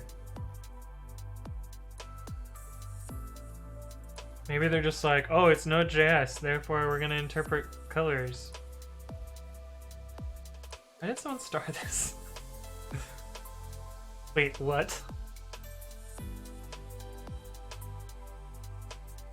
Be the first to start this repository. 1 star. I feel like I saw this last week too. Maybe this is a repost. But yeah, little suspicious there. But they are actually the same backing thing. Where's the system info? Initialize job. Yeah, so if you look at the hosted agents here, they have an agent version, so 2.160.1. And we look at this. Oh, this one's a different revision, but it's the same. It used to be the same version, so Azure Pipelines is just slightly behind. Or at least my Azure Pipelines is, but they're the same same backing code. Unfortunately. Okay, now explain the joke to me. Oh, Street Maniac. So GitHub Actions and Azure Pipelines are basically the same backing code, but rebranded in different front end code and different configuration and different plugins, and maybe not for good reasons, but they're different front ends but same runners. And so everyone's like, oh, GitHub Actions is this brand new awesome CI platform, but no, it's really just slightly rebranded Azure Pipelines, which used to be called VSTS. That was a long time ago. I first used it when it was called VSTS. It was still fine then. It's now in memes. Nice. Dope. Visual Studio Team Services. Ah, right. That's what it was called. Way back in the day. Hey, what's up, Skfroy? Skfroy? I hope that's how you pronounce it. I just sound like an idiot. But yeah, so it doesn't work in Azure Pipelines for whatever reason. Okay, that's succeeded now. Does this become green? Did I typo this? Open image in new tab.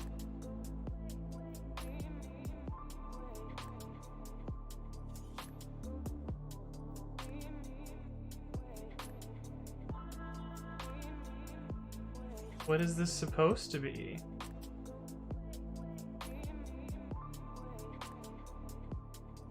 What I get for trying to guess the badge? Maybe if I copy and paste it, we can grab the badge.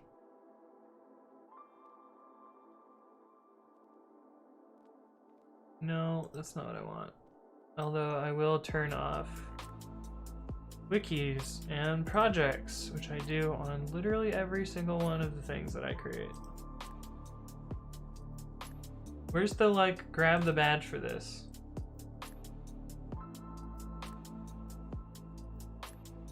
Is it because I didn't name it? Is that what it is? If I give it a name, will that fix it?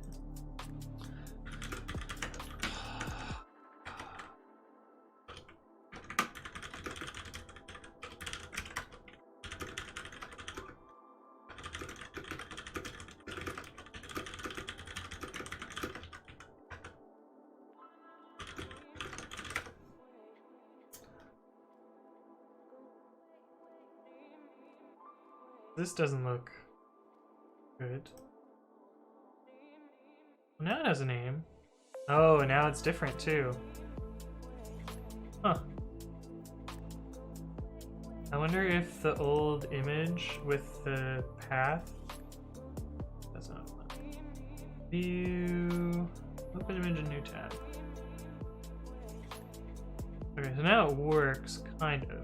But what if I had done .github/workflows/precommit.yaml. Oh. That's a little bit jank. Well, I guess I better update the docs then. Oh, also I made it so if you go to precommit/actions or action, it'll redirect to this one because I couldn't remember which one it was.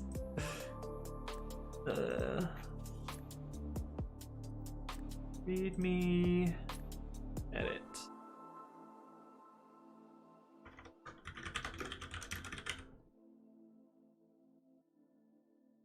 Give the action sample a name. Fixed. GitHub is so confusing. Yeah, the weird thing is like some of the UI rendered properly, but some of it did not. Yeah. This should be green now. Should be green now.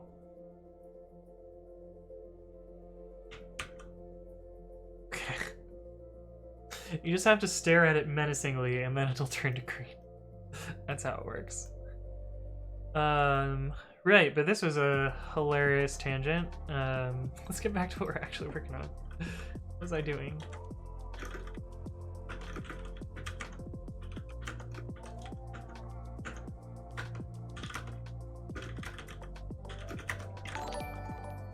Hey, what's up, Lord Vinley? Welcome to the channel, and thank you very much for the follow. I should really change the like overlay because it's still the like super default zombie one. Hey, what's up, Nudax? Welcome to the channel. Thank you for the follow. So if you guys have any ideas for what I should overlay for the follow notification, let me know because I don't know. I could probably do something clever too. Dumpster fire gift. Yeah. Hey, what's up, D Daroil? welcome to the channel. Thank you for the follow as well. Just like 3 zombies in a row going through there. I don't know if a dumpster fire gif is quite appropriate. We wanna celebrate the following. We don't want to be like, haha, you followed, welcome to the fucking dumpster fire. Welcome to the shithole. Enjoy your stay.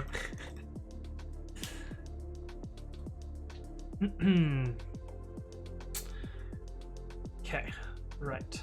So, yeah.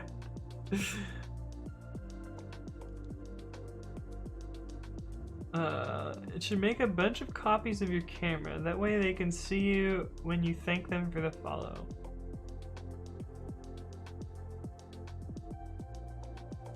Not sure I understand.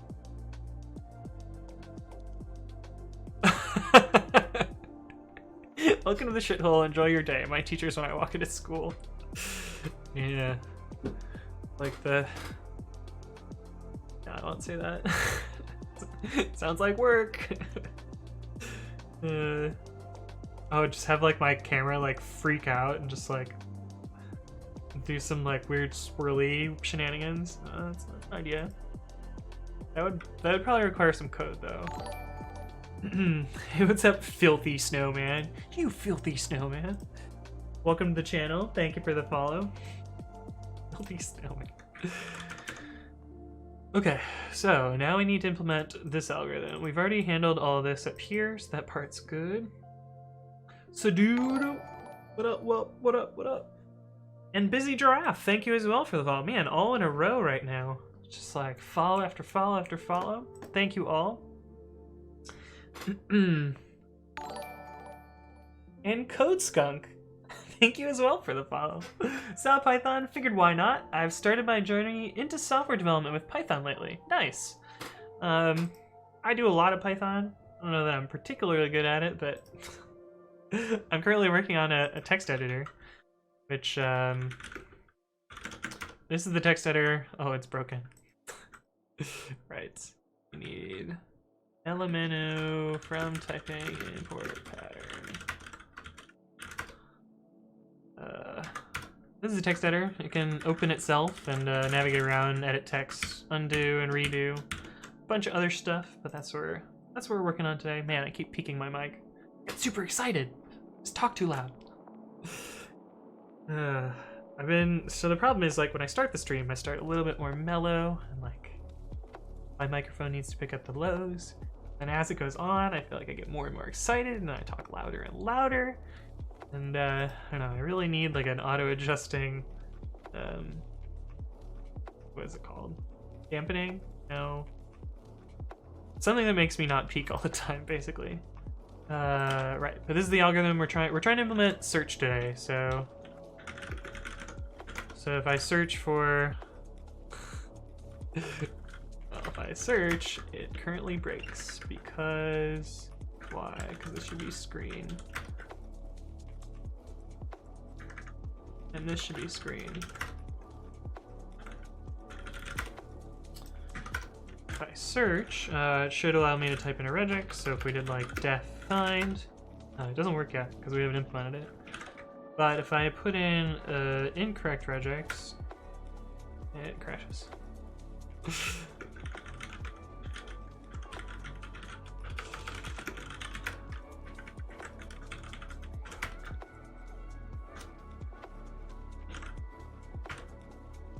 Invalid regex, missing.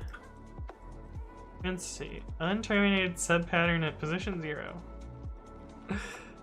That's super gross. I don't think we're going to be using the built-in exceptions. I think we can just do this instead.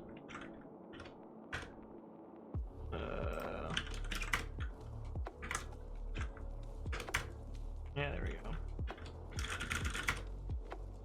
Cool. I think that's fine. What does nano do? Bad regex. Oh, it actually gives the error message. Huh. We'll think about it. Ooh, that's not what I wanted. Code Skunk, shares this link. It's a GitHub link, so I'm brave enough to open it. Task Ceremony Master. Minimal and viable, much more features. What does this thing do? It's a simple CLI. Oh, is this for a task API?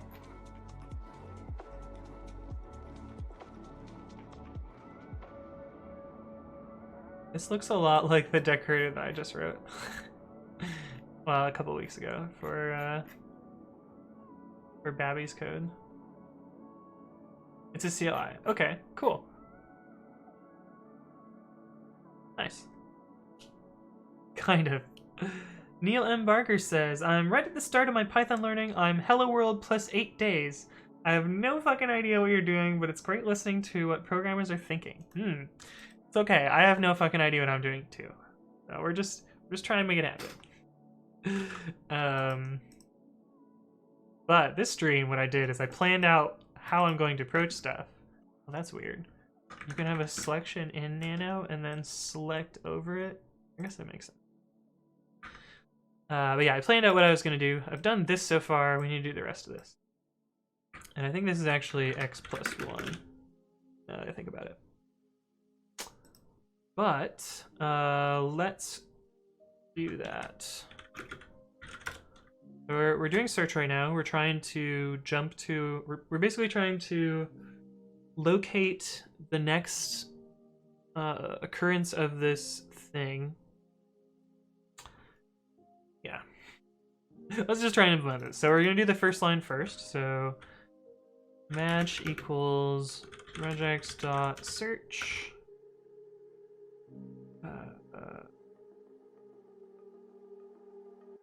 Self.line, self.cursor y. And we need the start. I always forget what the API looks like. Not that one, this one. Pattern.search, string, position, end position.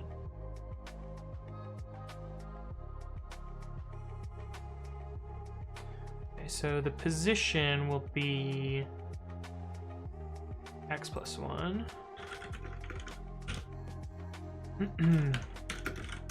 If match. If we have a match, we'll handle it.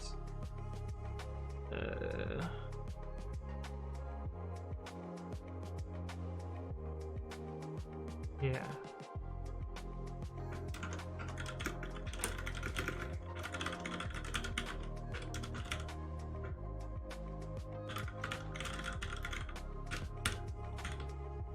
And then we'll handle the rest of the lines.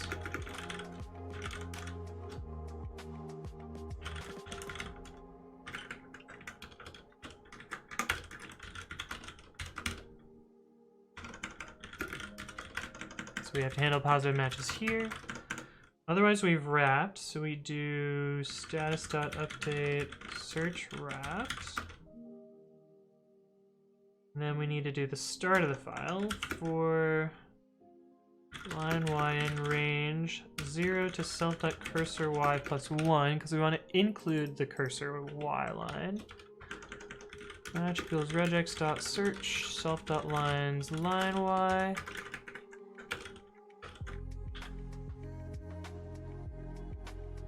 And this is like one of the few places,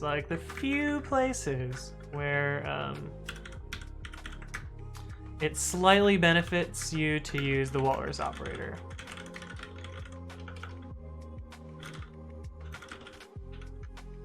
Like, these two bits of code do the same thing. This is the Python 3.8 only syntax. This is like the one borderline case where I think this might be slightly better than the original. But I don't think that upheaving the syntax just to add this was valuable. But here's one case where you might use it. Not salty, I promise. Oops.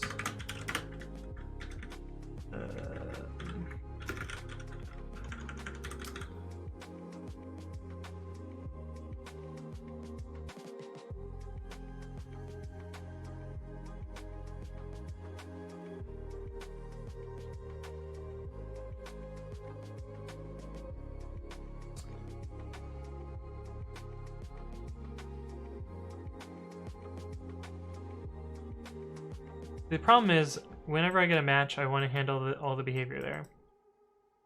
But I think what I actually want to do is, if not match, then do all of this. And if match, we'll break out of this loop. If we don't break out of this loop, we're going to go through the rest of the things. And then if we get a match here, we're also going to break. We need line Y and match. So we should set line Y equals self.cursorY. And then at the end, we say if match, otherwise status.update no matches.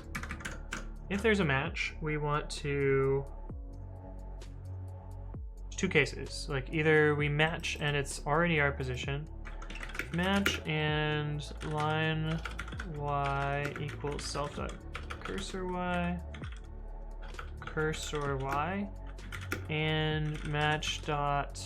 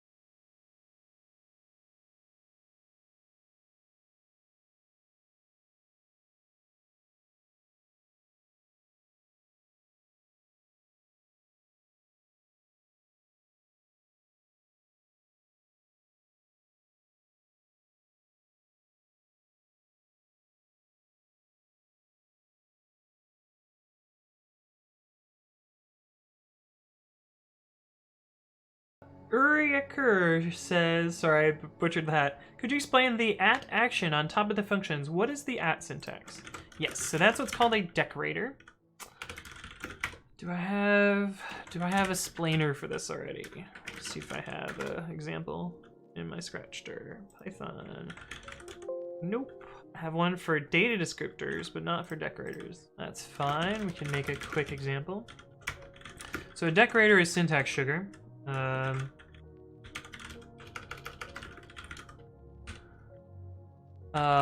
And the most trivial decorator is just this. Oops, return func.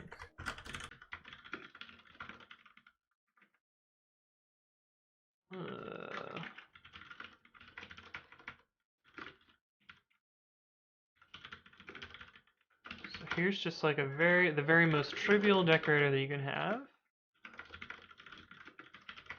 So this does nothing. This decorator just takes in a function and returns the function. This syntax here is equivalent to this syntax.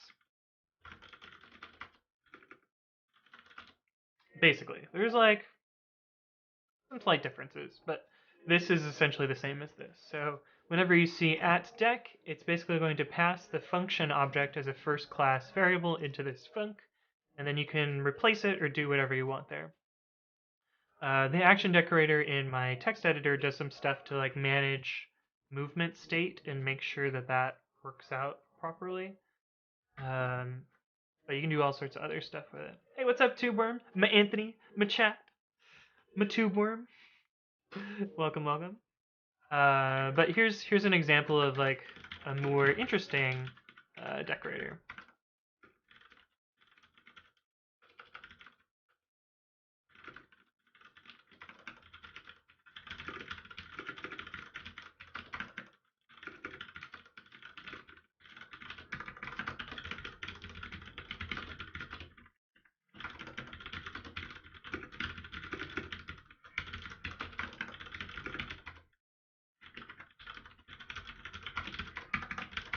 So what this decorator does is when we call this function, so we pass f into it.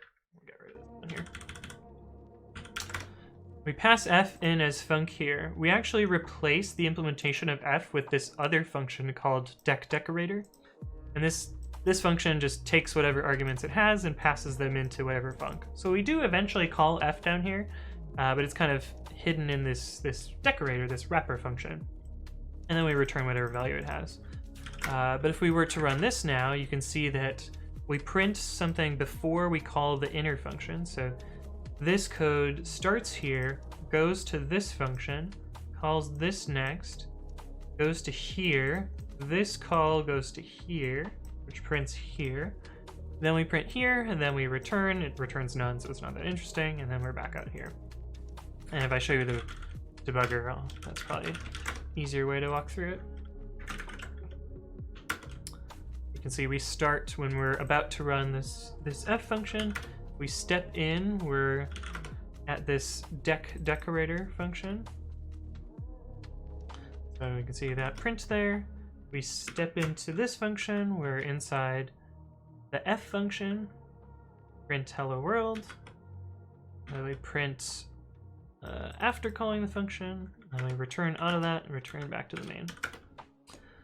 Anyway, that's the explanation of decorators. Hopefully that explains pretty well. Mawat. Yeah. Hey, what's up, Balco? Yo, what's happening here? I was just explaining decorators because someone saw some funny syntax in my code. This funny syntax here. And so I was explaining how they work. But I'm actually working on a text editor. The thing that we're working on today, which kind of works a little bit, is search.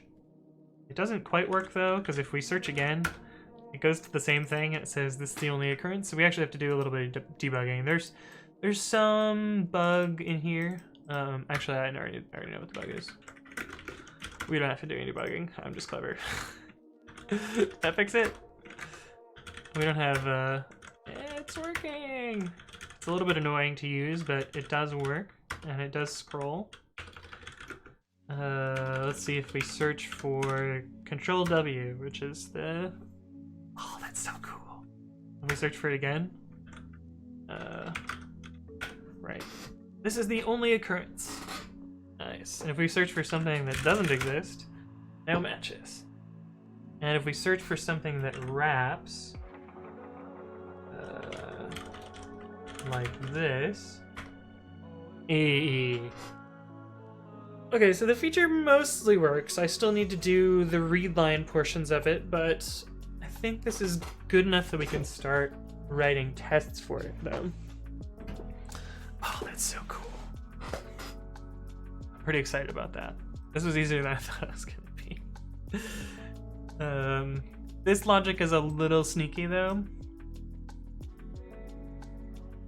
It's very arrow shaped. Oh, I'm dropping frames. No. Don't do me like this. I'm not dropping all of the frames, though. Just, like, degraded. Are we back now? Glitch in the Matrix or something? I don't know. We're not dropping frames anymore. But yeah, I was saying, like, it's very arrow-shaped code. Got a triangle. You can just like stick a triangle onto my code base there. But let's write some tests for this. So this is gonna be like more reverse test-driven development, where I've already written the functionality, but we're gonna test it after the fact. A little bit cheaty, but I'm gonna try and handle each of the behaviors that happens here, and go from there.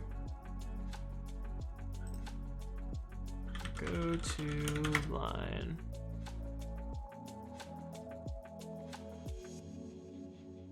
Okay, so we're gonna have the same go to line cancel test, but we're gonna do it for regexes.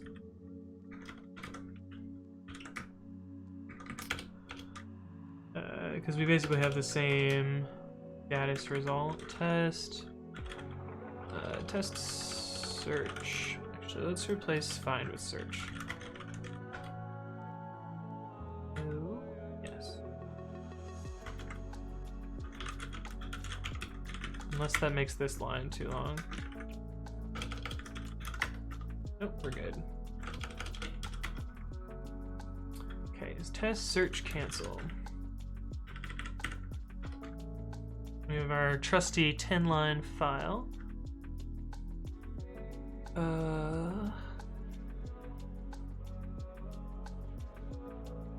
We don't actually need to do any positioning here. Control W, search, press that key, and wait for the cancel text to show up.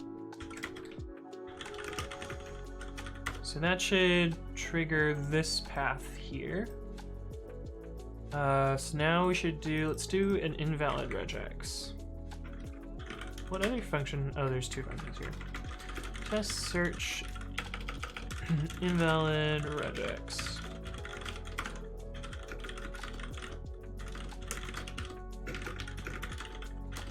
And so, if you guys haven't seen me work on this before, I have this kind of nifty test suite.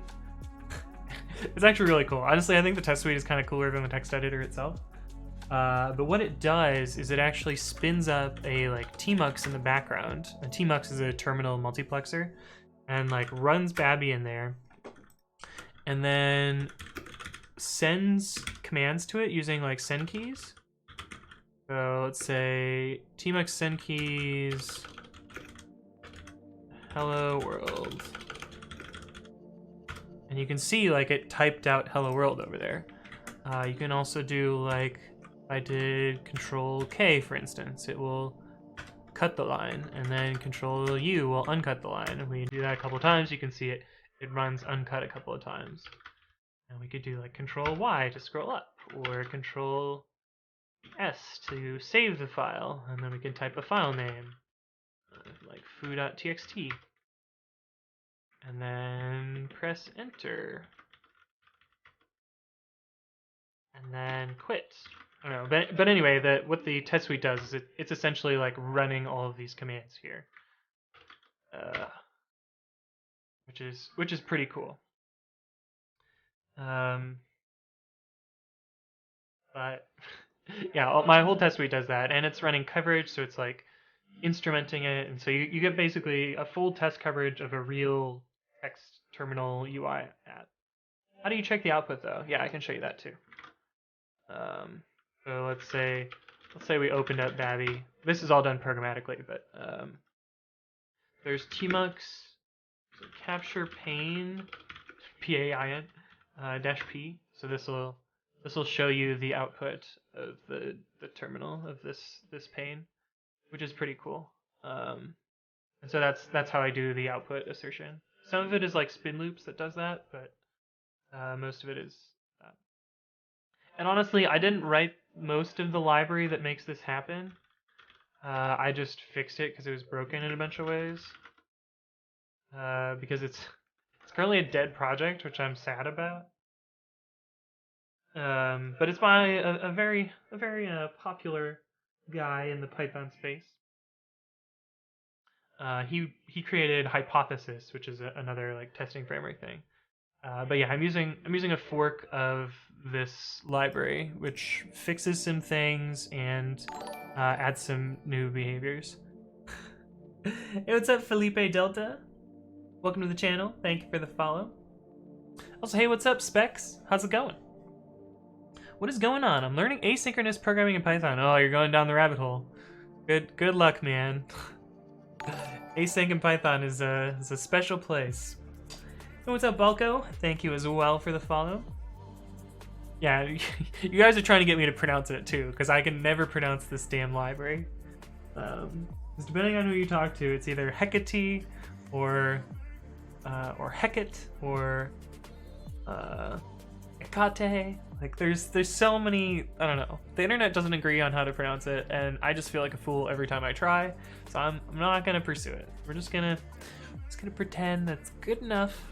But anyway, this library is great, and I don't know how I would have written tests without it. Well, I probably would have invented the same thing, or like stumbled through someone else being like, oh, you can use tmux to do this, and then just like struggling through that for a while. But it gets the job done. I'm really happy with it.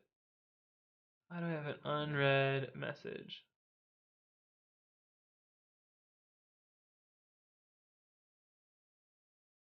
Oh, somebody asking about PyTest. That's cool. Can do that. Someone has pinged me on Slack.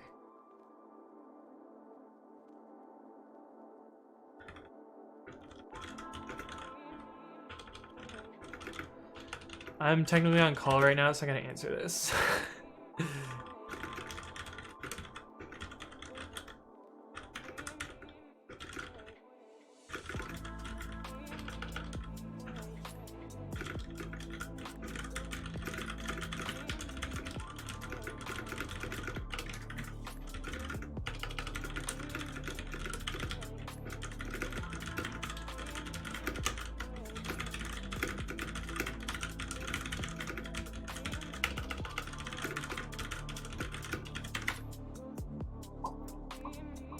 Hopefully that's good enough for them.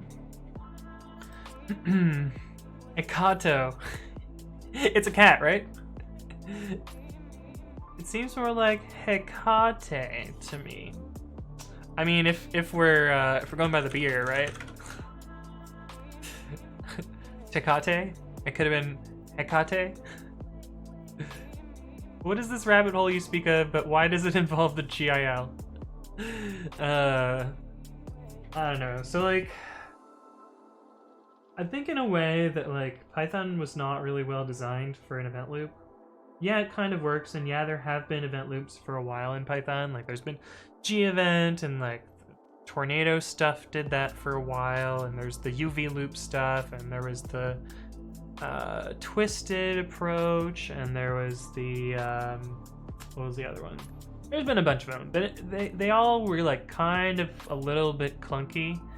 And if you needed, I think the biggest problem, and this still plagues async.io today, is that if you wanted to use an event loop technology, you would have to change every function that you called to respect that event loop. Or you'd have to do some god-awful monkey patching like G-event does, which 9 times out of 10 breaks the world anyway. But you basically have to change the API of every function you call. So like, for instance, use async IO, and then you want to use something popular like requests. Well, you're kind of fucked because requests doesn't understand async IO. I don't know why you'd want to use requests, but that's a whole different thing. And so you'd have to switch to AIO HTTP or whatever the new one is called. Or say you wanted to use Amazon's APIs like Bodo or whatever, so you'd have to switch to AIO Bodo, and like you basically have to re-implement the world in order to use async IO, which I think is not great. Also, lol, they've got they have invalid metadata in their meta tag. Where does their meta tag come from? Yeah, they have markdown inside of their alt text. Does that work though? Let's see. Tecate light beer. Where does this show up? Oh, why is this? Why is it day, month, year? The fuck nonsense is this? What is my birthday? I've told you guys already, so it's not a big deal. 5th of July, 1991. Let's get in.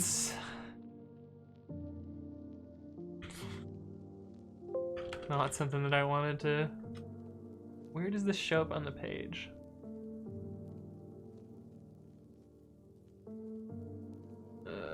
Is it just alt text, or is it also title text? That's also title text. Cool. So we can just start hovering over stuff.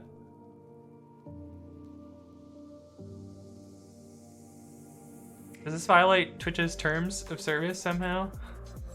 Is it maybe only when you shrink the window real small? What the fuck is this? Oh, here we go. Yeah, see, it's broken. Okay, found it. I could have found it like this too. But anyway, they have tags that aren't supposed to be there in their text. Okay, that was a long-winded way of being like,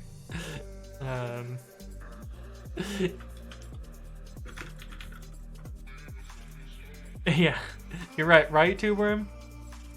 Sounds like Golang to me. Oh yeah, well see, Golang, you don't even need to change the calling construct. You just have to reinvent everything because they don't want to deal with other C libraries, C runtimes. Necleric, send a PR to them. Yeah, if they were open source. But this is just like really? Come on, guys. Hire a better web developer, please. But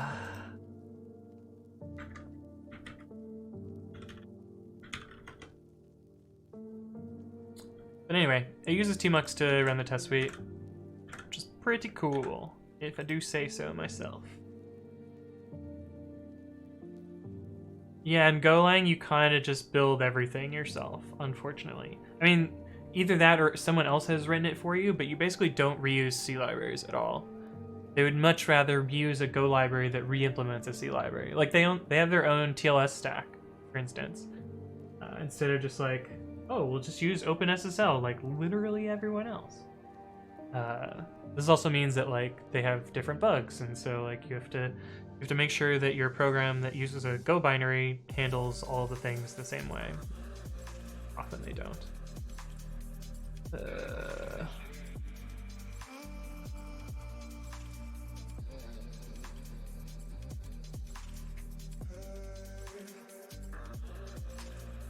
Oh, more work shit. Is this the new one that someone's working on?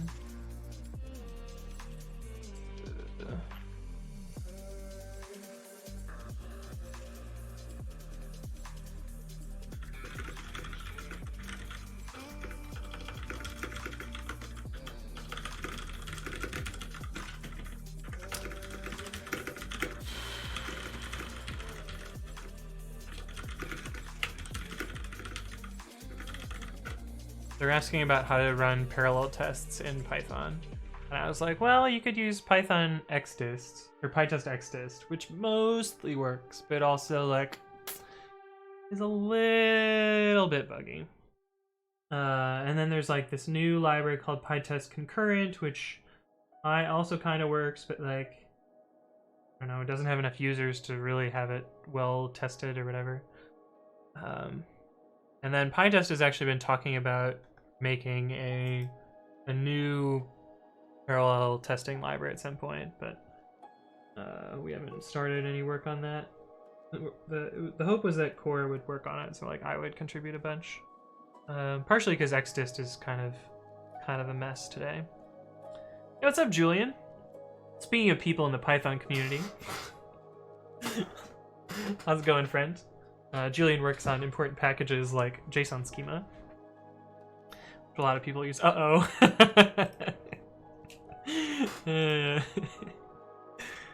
Right, what was I doing? Okay, so we've opened our 10 lines file. We want to do a search with Control W, and we want to enter an invalid regex.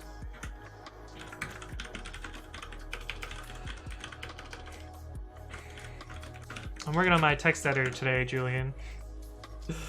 It's we're implementing search. It kind of works. So what do I want to search for? No.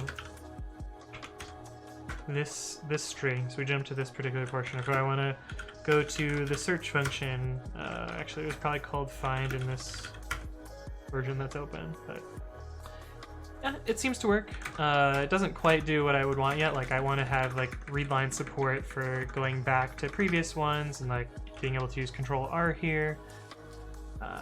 And like Nano, the way it works in Nano, which is kind of what I'm basing it off of. If you search for something,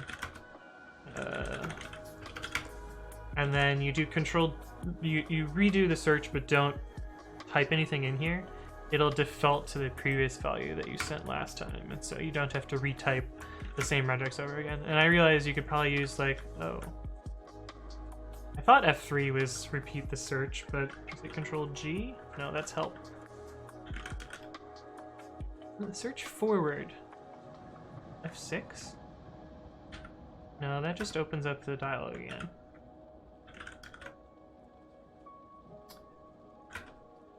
Repeat the last search. F16, meta W.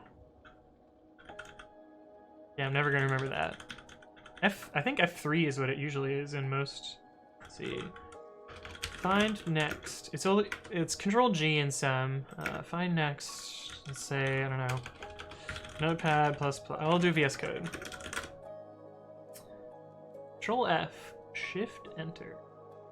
Key bindings. Here's what we want.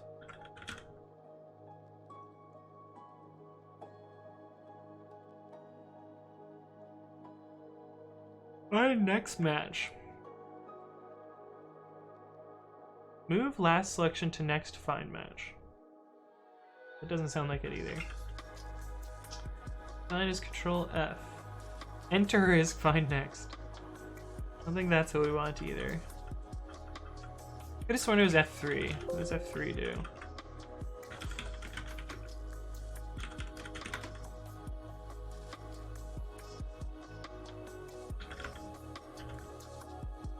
F3, find next search value. Okay, this is what I was thinking of. So I kind of want this keybind as well, but we do that later.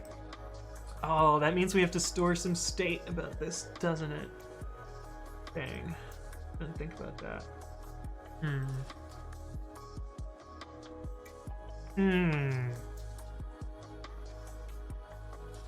Oh well. We'll do that when we get to it. Welcome back. What?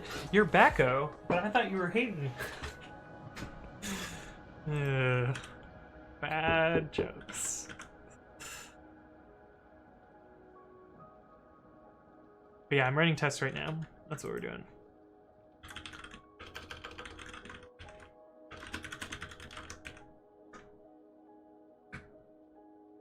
So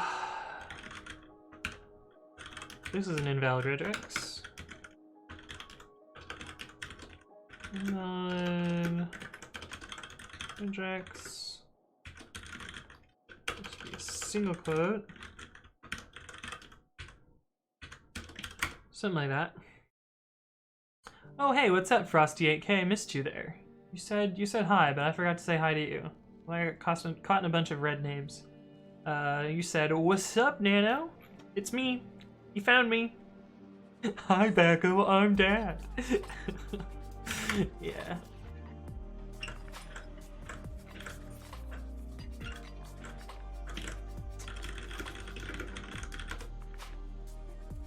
Cool. We have the invalid and cancel cases done.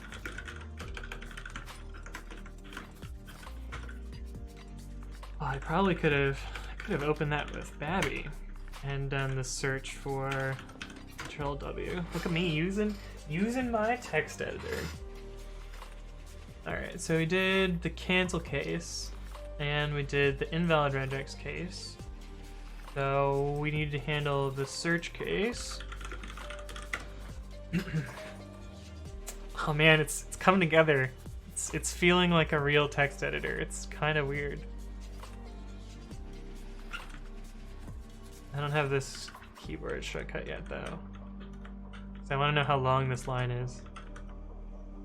It somehow seems longer here. Did I resize this window? No. Okay, so we need to handle all these cases here. So we need to handle finding a match on the same line, finding a match on a line after it, finding a match on a line before it, and finding a match but it's the same line, and not matching at all. So I think like 6 different cases there. I feel like you need this stuck on your PC. Wait, where did this come from? Does someone else have a Python emoji? Do I want to search? We're gonna move this off screen in case I find something questionable here. Oh, it's a good thing that I moved it off screen. There's definitely some not super safe search results here. Yikes. What the fuck? This one's borderline. Well, we can probably show this one. Oh my god, this is such a stupid punny name. Where did it go? Where did the one I was looking at? Here we go.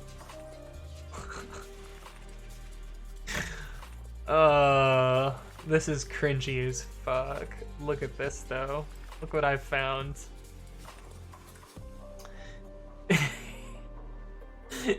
Yes, Julian. This is the Python. Everyone's gonna search for it now. This was not the worst thing that showed up. But anyway, that's a thing that I didn't need to know existed. Yeah, everyone's gonna search for it, right, Niles? Or Nils. Nils? Niles? We're gonna go with Niles. But yeah, this is a pretty special. Pretty sure this is just like a template that they just put in. Size up for a looser fit. Yeah, that tends to be how things work with clothes. No, you'd size down. Designed by Nuthole Commerce Center. 1679 seems a bit expensive for that amount of fabric. True. Also, it's on sale. Okay, that's enough of that before we get banned. Okay, so def test search. The problem with this is my only sample file has very I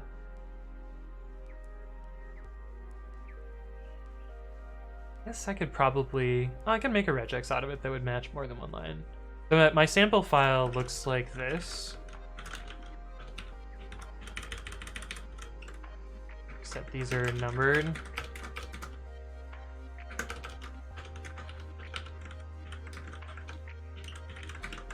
This is what the sample file looks like. And so we need to navigate around this and do searches. Test search, we'll do not found first. That one's another error case that's easy. Just copy and paste. Oops, dang it.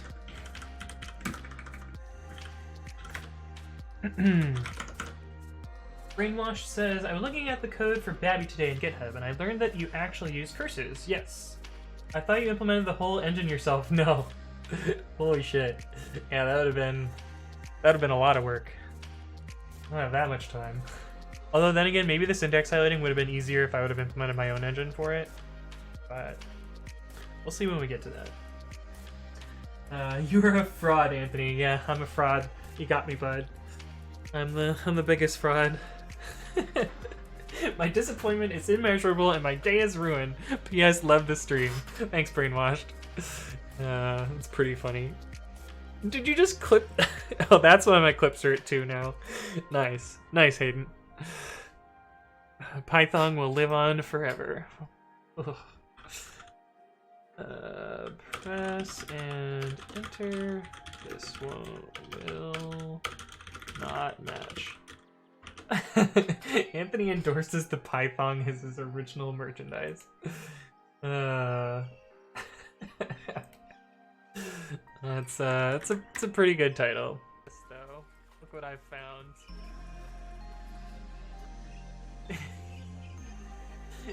Yes, Julian. This is the Python. That's great. What was my not matching text? No matches. And the cursor should not move. X equals 0, y equals 1.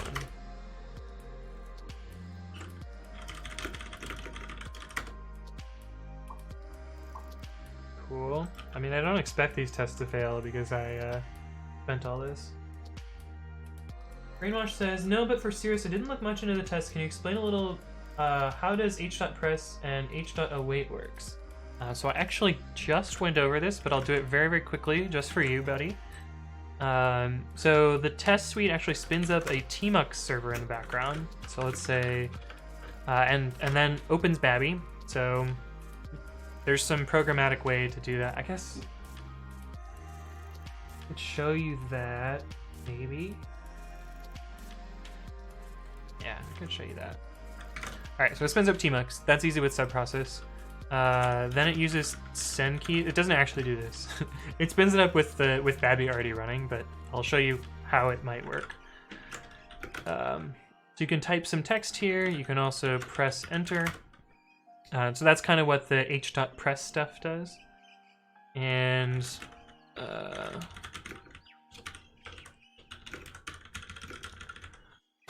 Julian says, all right, heading out. Time to fight with my own test suite. Props as usual. Well, thanks for stopping by, Julian.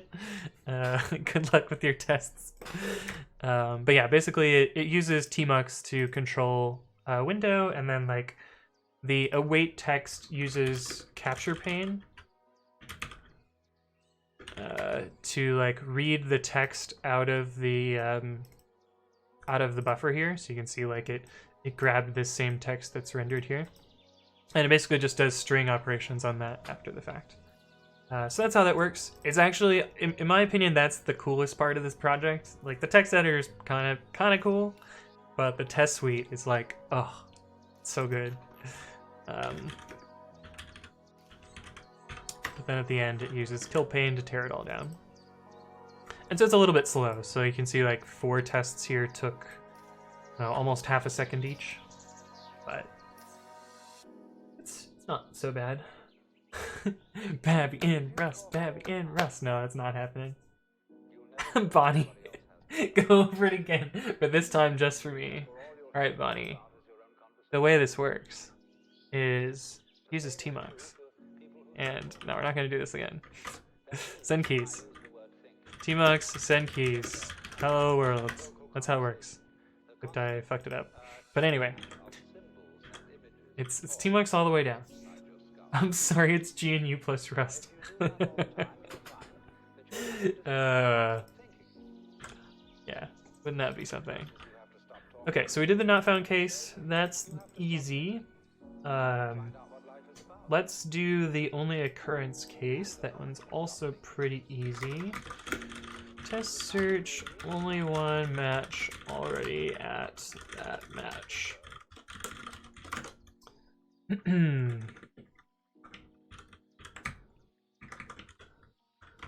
So we'll actually go down one line. to do this. Down. X equals 0, y equals 1. So this will put us at the text that says line 1 on it. Let's search for line _1. Super fancy regex there. And then we can await the text. This is the only occurrence. And then it shouldn't change the position. Oops. And that test is failing. Solid. Okay. Why is that test failing? Oh, I'm off by 1. Duh.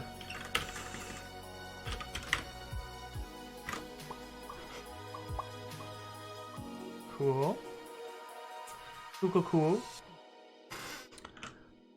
I still haven't fixed my squeaky chair. I did get the WD-40, so I'm in a place where I can fix the squeaky chair, but I just didn't find time to do it because I was lazy. So that's entirely me. So sorry about squeaky chair. Also, I'm still not exactly sure where to grease it. I'll probably have to take it apart. I don't want it. But I don't know. I'll do it eventually. I'm just grumbling about chairs. Squeaky chair fixing stream or else. I mean, I could try and do it on stream. I don't know how interesting that would be. I don't think you'd be able to see it. Actually, maybe. If I put it... You guys see it here? I could maybe do it on stream. What's up, One Garo? Thank you for the follow. Welcome to the stream. Yeah, maybe if we get this working, then we'll fix this feature. Actually, if I do it on stream, it'll force me to do it, so... If I want to... maybe later. Just imagine someone tuning into a open source Python stream and it's me just fucking with my chair. Okay, so let's do... We've done all the negative cases, I guess. Oh, I didn't rerun the test. Did I? Yeah, I did. Okay. We've done the failing match. We did the one match. We need to do the place where it moves stuff. We also need to handle all of these different cases up here. So, like, finding it on the current line, but further onwards. And finding it on the next line. Or finding it on a future line and then finding it after wrapping around the file. So test find or test search find later in line. Greenwatch says, is there a plan to separate Babi into different files? See, I keep going back and forth on that, on whether I'm going to do that. I do have a plan if I'm going to do it, but I'm not sure that I want to do it. Because right now it's super convenient to just like, you can get clone. I mean, however convenient that is. Oh, I could have flexed my. Actually, we're gonna do this again. You can get clone and tab complete. It was slower to tab complete than it was to just type it. You can clone it and then directly just start running it, which is kind of nice. I kind of like that, which means that I could just like pop the file anywhere on any computer and have a working text editor. That part's like kind of cool, and I'm not sure that I want to not do that, because I like that feature of it. But that said, yeah, if I were to split it up, I kind of have a bit of a mind map on how I would do that. So like, there would be one file which would be the main file, which is like the console script entry point. I'd probably have one file for the syntax highlighting when that gets implemented. I'd have one file for the undo and redo functionality. That's kind of complicated and separate. I'd have one file for... I'll have to have another file, well, I'll have another section, and it would eventually become another file for the wide character stuff. Make plugins. Yeah, well, I want to get the editor actually working before I start doing plugins. But eventually, maybe, there'll be a plugin interface. But I think, like, trying to put plugins into something that barely works is going to be a lot of work up front, which I don't want to deal with. Okay, so in the 10 lines file, we're currently looking at the L, so if we want to go later in the file, or later in the line, we're going to search for this. Valentin Maziev says, how is Babi different than Nano? The right hand is shifted by one. Brainwashed with the snarky answer. So far there's not all that, like, it's kind of a Nano clone for now, but there are some things that are different. What's one thing that's different? Well, for one, it doesn't have syntax outlining yet. That's not it. The undo and redo, I think, is more intuitive in Babi than in Nano.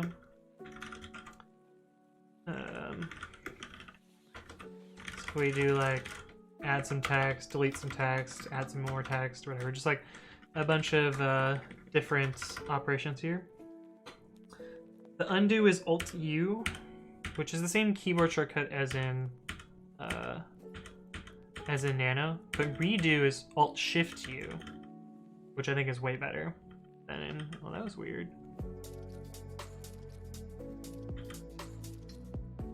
Oh, delete text. I guess that makes sense. It just looked like the ASDF was moving, but it was because I was using the same keys. Kind of nonsensically typing stuff. I'll make the open in VS Code extension. Yeah. Bonnie says, so you're stealing? What is this? This mad emoji is so funny. I like it. Angry Doge. I'm not really stealing, I'm just emulating some of the behavior. Mostly because I use Nano, so like I want to switch to something that kind of works the same as how I already do development, kinda, I guess. Just here doing the Kirby dance, you know?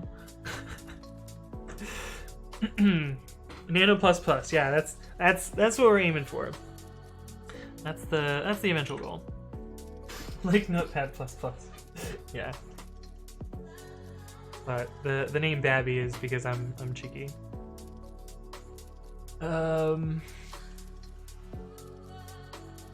Also, I think my like window shrinking stuff is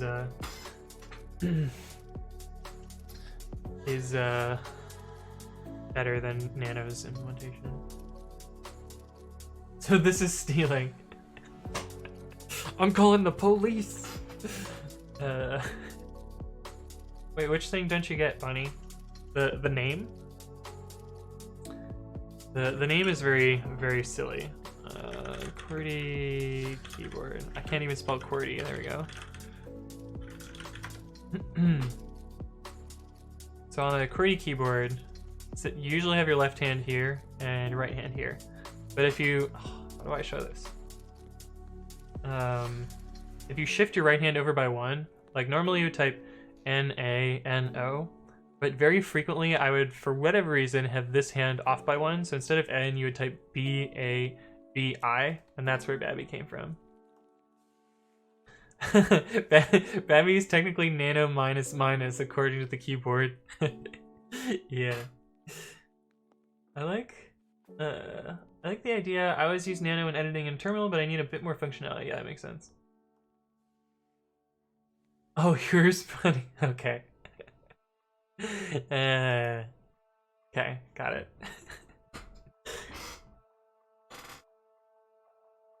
Funny, has every single one of your messages ended in that emote? I think they have. A good emote. I would use it all the time too. Alright, what was I doing? We don't need this anymore.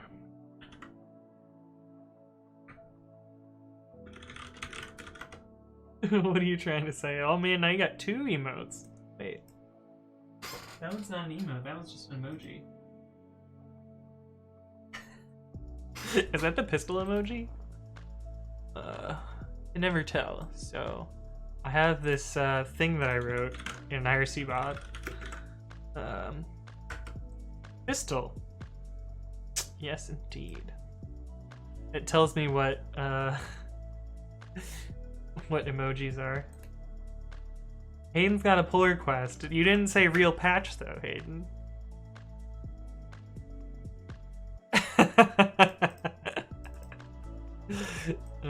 That's pretty funny. Where's the preview? Technically Nano 9 minus. That's funny. I like it.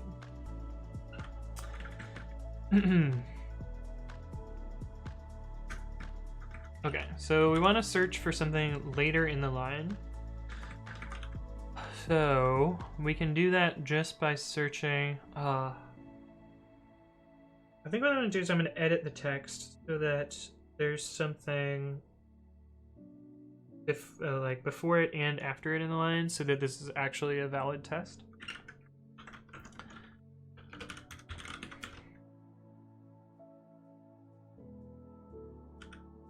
Like this. I can actually make it shorter.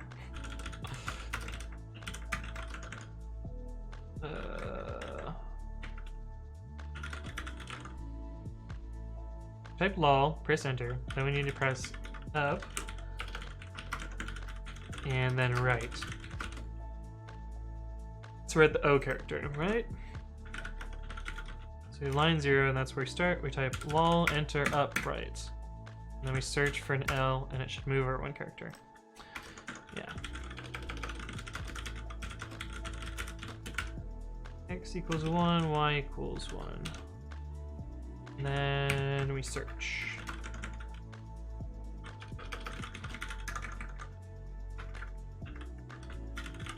Which means we don't actually need this special file here.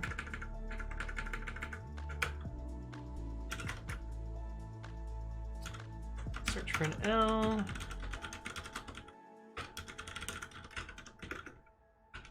I should have moved forward 1. And the test is failing. I can tell the test fails because it lags. The failing tests are always slower. Oh, I fucked up. This should have been x equals 2, y equals 1. I figured it out before I even looked at the assertion failure. Valentine Massio says, today I was thinking how I would implement text highlighting in an editor. Do I just put all the language reserved words in storage and match every single word in that storage? Try, maybe? Yeah, I'm not really sure yet either. I think the way that I'm gonna approach it is there's this this syntax called TextMate, which has these language grammars, which are basically a bunch of regexes. Here's like regex.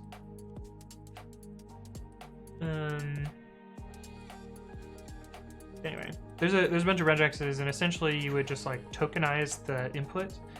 I think that's how I'm gonna approach it. I'm not really sure yet. I've never written a parser that didn't suck, so I don't quite know what I'm doing in that regard.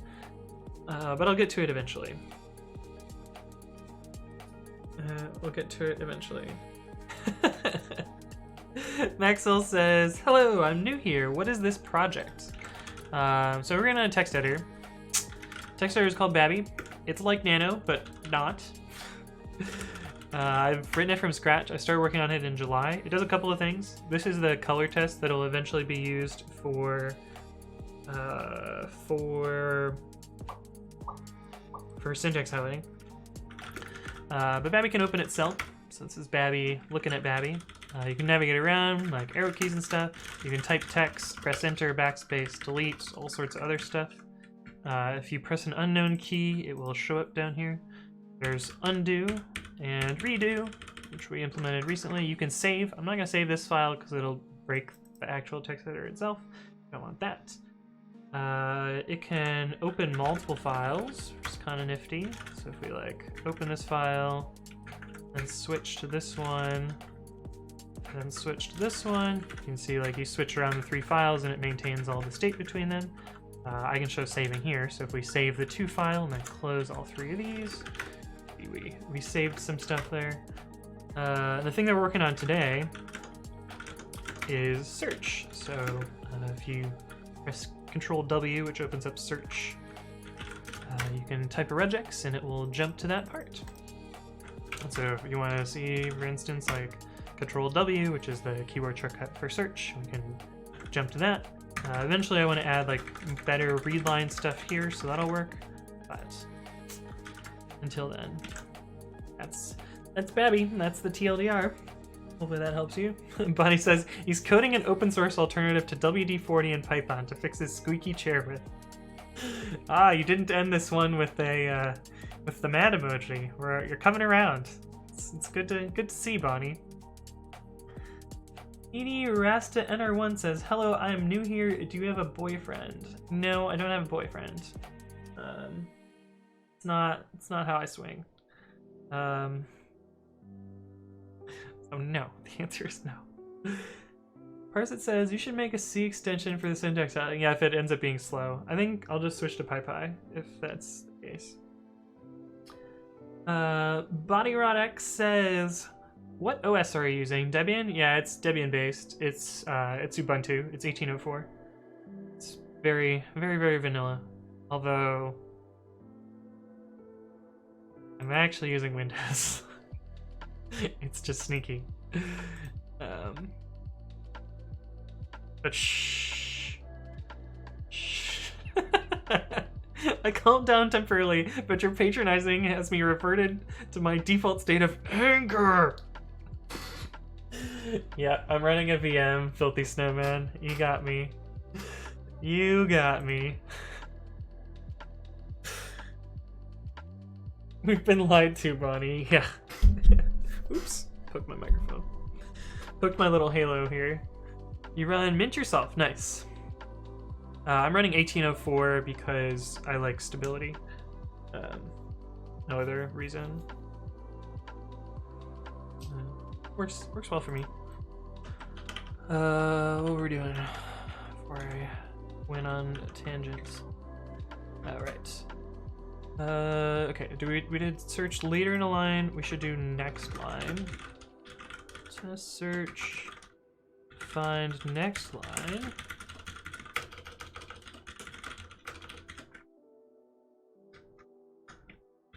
I should just take this search. Okay, we don't actually need to press down. Assert we're on line 1, and we'll search for line. And we'll wait until we get to the next line. I'm surprised I haven't had problems with version 19. Oh, I mean, it's usually pretty stable. I just like even more stability, I guess. I don't like packages randomly breaking. And honestly, I used to run unstable Ubuntu, and they would ship a kernel update like once every couple weeks, and like most of the time I updated, it would just brick my machine, and I have to start over, and it's like, ugh. I'd rather deal with a stable kernel that just doesn't break my machine all the time, to be honest. You see the new memory corruption bug in the Linux kernel greater than 5.2 that involves AVX2 and GCC 9? No, I didn't.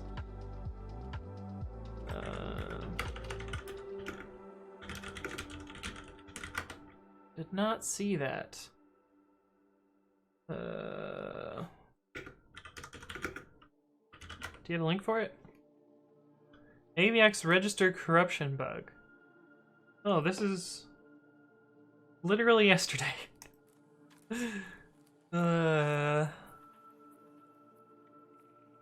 Stemming from signal delivery. Oh, signals. Signals are the worst. They're so complicated.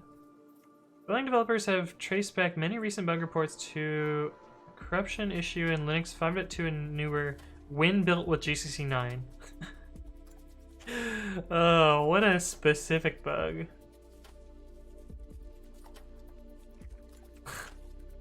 That's wild.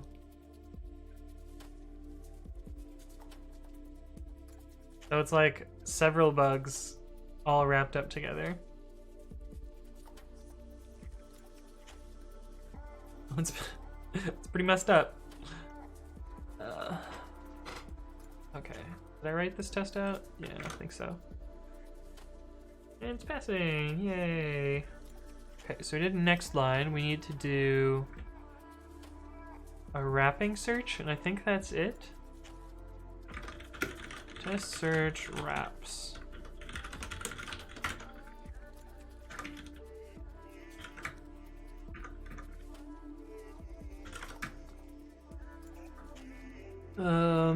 So let's press down a couple times. That should put us on line 3 of the file, index 3 of the screen, and then we'll search for line 0.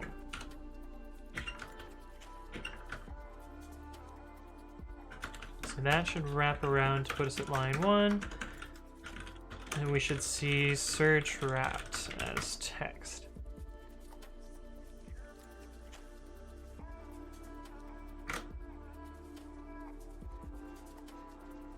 I think that works. Let's see what the full test suite looks like. Valentine says, I'm rocking 1804.2. I used to always use the latest version until I forgot to upgrade before the support end date. Now I only use LTS. Makes sense. The extended support's pretty nice as well. Hey, what's up, Body Rod X? Or Body Row TX? Or Bo Dyer O Texas? Thank you for the follow. Welcome to the stream. Also asks, how long have you been programming?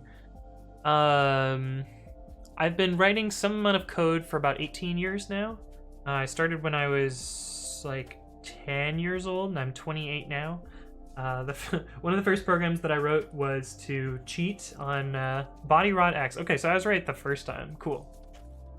To cheat on math homework, mostly because I was sick of typing in that damn quadratic formula into calculators, and so I wrote a like calculator subroutine that just did that for me. So I didn't have to do that. And then I ported it to Visual Basic 5 in Microsoft Word documents, and we redistributed those using floppy disks.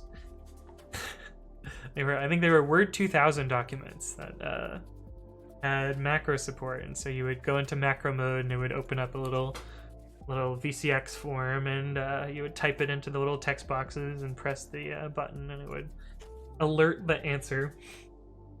But yeah, that was some of my first code. I've been programming professionally since about 2009, when I got an internship at a large software company that does enterprise resource management stuff. I started as a QA engineer, where I was supposed to click through a bunch of dialogues and take screenshots of a bunch of shit, and I was like, clicking through screens. I'm better than that. I don't need to click through screens. So I wrote a program that just spit out all the information from the database, instead of clicking through the screens to scrape the same data. And so I finished my I think it was like a 10-week internship. I was done with the stuff that was supposed to take me like 8 weeks of that in like a week. And they were like, maybe you should be a software developer instead. We're gonna put you in that track instead of the QA track. And I was like, cool, all right, code, sounds good, let's do it. My code was fucking awful, but at least it got the job done. But I learned a lot in that internship. But yeah, that's kind of how long I've been programming for. But I think this feature works. So, what is this plan? Oh, right. We did that. So this feature works well enough. So I'm going to commit it now, and then we're going to work on the readline stuff to make it work better. Implement, find. And at some point I need to get more water. Ah, damn, that line was too long. I thought it might have been. It's like one character too long. Oh, because the function was called find, so it wasn't too long. Hmm.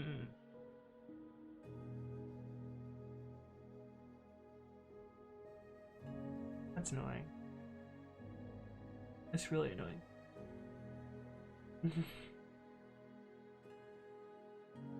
How do I make this line shorter? I mean, I could just give up and do this, which is not the worst. It's just slightly ugly.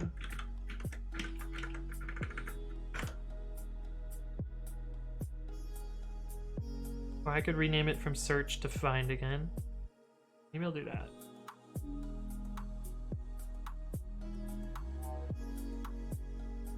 Although all of the text talks about searching.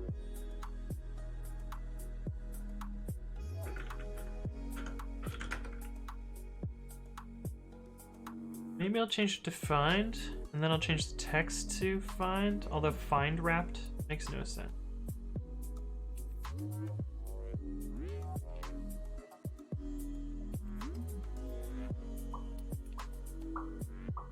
Yeah, whatever. This is good enough.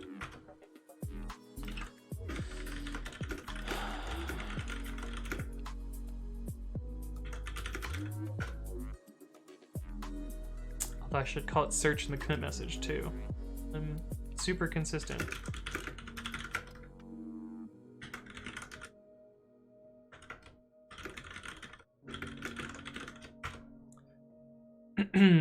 I'm Microsoft Java. Hey, what's up, Mindful Fox? How's it going?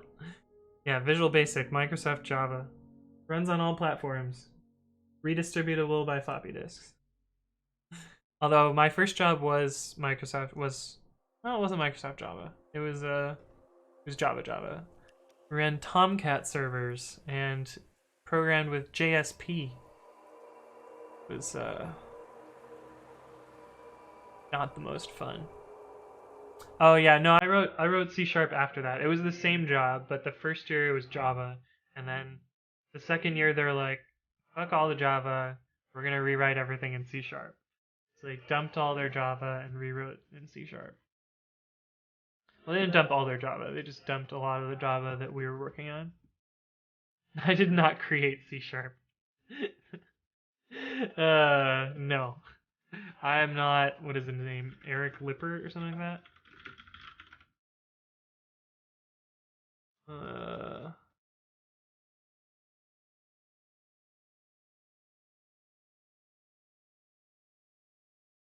Pretty sure he was the dude.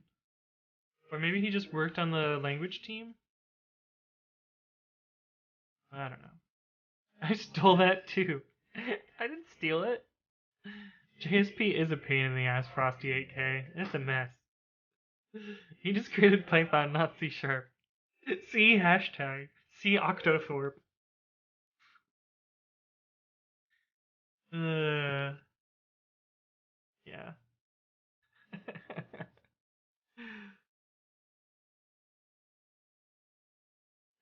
I'm sick of the lies and deception. Well, you come to the wrong channel. No, I'm reported. I'm calling the police. Hey, what's up, Bonnie? You finally followed after all of this, all these angry emotes, and you finally follow and unfollowed. Did you actually though? Why is it not giving me the hover card? Come on. Oh, I have to click. I see. I have to click on the name. Mixer has joined the chat. You did unfollow. You troll.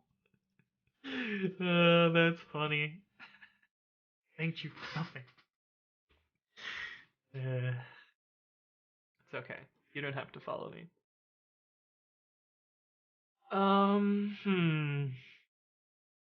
Right, so I want to try and implement the readline stuff here. So the problem is, and I don't actually know how Nano does this. I assume there's a history file somewhere.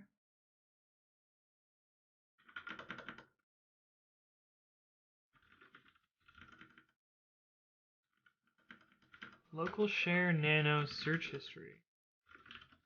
Oh no, guys, I'm showing my search history. Don't look. The only just punishment for such deceit. Right one? Every unfollow counts. Yeah, that's a throwback. Okay, so it looks like Nano just keeps a... Huh, weird. How many lines is this file? 204. Why?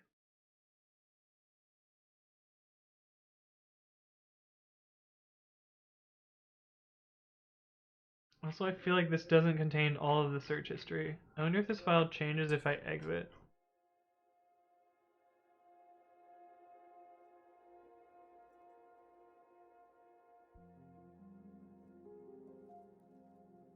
If I exit all of these.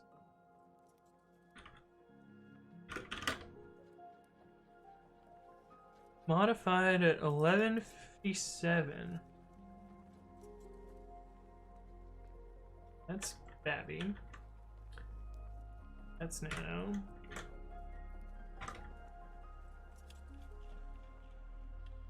Still 11. Wait, 1127. Is that even today? That's today.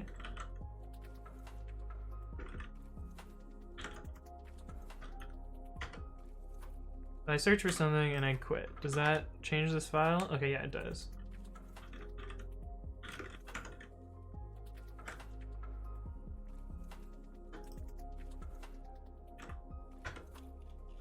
And it puts it... Where did it... What? Where did it put control? It's right here.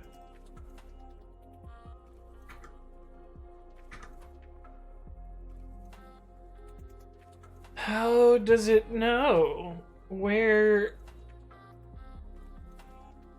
this worked? What? How does it know? Does it know this was the last one? Is that at line 100 maybe? I don't want to actually search because that'll throw it off. Interesting. And if I press up, what do we get? What if we press down? Okay, so it's just ignoring these things at the end of the file? Which makes sense. I haven't typed lurk in a file or worked on Flake8 2020 in a really long time. So I suspect all of these ones down here are just like a bug in Nano somehow. Where it saves like more than 100 lines.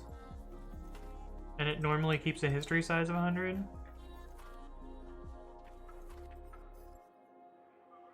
That's weird. I don't know how that works. Are you editing with Babi now? I was for a little while. While I was writing the tests, I was editing with Babi because search works now, and that was all I needed to do that stuff. So I was using Babi. Hey, what's up, Bulk Squat Thrust? Interesting name. Thank you for the follow. Bulk Squat Thrust. Toddy says, pipenv or virtualenv, what is the difference? Pipenv feels like... Oh, I was reading feels bad, man. Pipenv is a wrapper around pip tools, virtualenv, pip file, pip, and a bunch of other stuff. I don't use it because it's slow and I feel like it's unnecessary. And I don't agree with the original author. And virtualenv is just one of the components there. I just use virtualenv. It gets the job done for me. I also use Tox, which will make virtualenvs. Like these pi3, pi3, pi3, pi3, pi32. What is this one?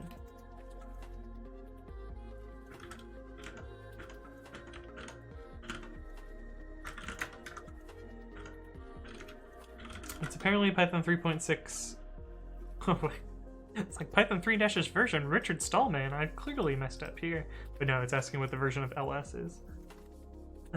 Best way to get feedback. Feels bad, man. Let's talk about the next thing we're gonna steal. What are we gonna steal now? We're gonna steal readline. Bug Squat Thrust says, howdy. Hello, friend. First it says, do you use requests though? No, I don't. I don't use requests. For the same reason. Tell us the real reason you hate PipEmp, and I mean the part that's not about the code. Because Kenneth is kind of a dick. That's why. There, said it. Me. It's a call out. There's also poetry. Yeah, I've used poetry before. Poetry seems like the same idea, but not not something I would be morally opposed to.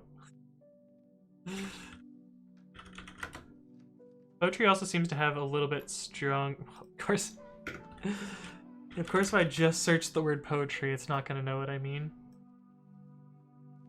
What is this website? What is this thing here?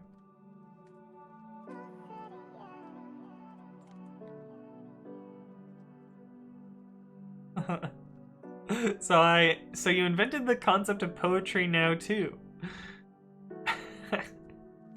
I've written some poetry. It's not very good poetry, but I've written some poetry. Some real emo shit. That's just how I roll. Oh, that's interesting. Editor kind of does this thing, like squishy but weird. Probably keyframes. I don't know what this is about though. Your poetry sucks. Yeah, my poetry does suck. Have you read any of my poetry? Most of it I posted on Twitter, not my primary account though. But, haha, you'll never find it.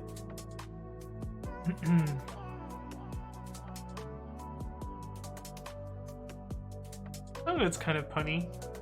It's not the worst. It's not good though, in any way. Challenge accepted. Oh man, you guys are gonna find my alt, my emo poetry account. Have I posted it publicly? I wonder if I follow it. That's gonna be the dead giveaway. Just quickly unfollow myself. That way you guys won't find it. So how many people do I follow? Hey, what's up, Faith Garlic? Welcome to the stream. Thank you for the follow. I follow 250 people. Okay, so if you've opened it now, you could probably find it. But like 1,000 people follow me, so good luck finding it in there. Damn it, I shouldn't have said anything. Now you guys are gonna find my emo shit. Yikes. Okay, but I want to implement this thing. I don't know anything about how readline works. Are you challenging the internet? Yeah, no, that is a challenge I will never win. The internet always knows how to find everything. And then you guys are gonna make pull requests with it. I already know what's gonna happen. So, y'all are so predictable. Except for the Boston bomber. Oh man, that was a mess. Where Reddit like went on a fucking wild goose chase after some dude that it definitely wasn't. Overwhelming evidence, blah blah blah blah blah. How does readline history work? Oh wait, there's a history library in Python, right?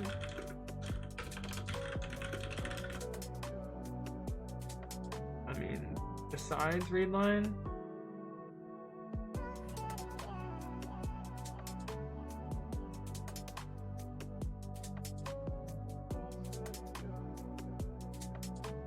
Oh, this doesn't actually help me understand the readline history.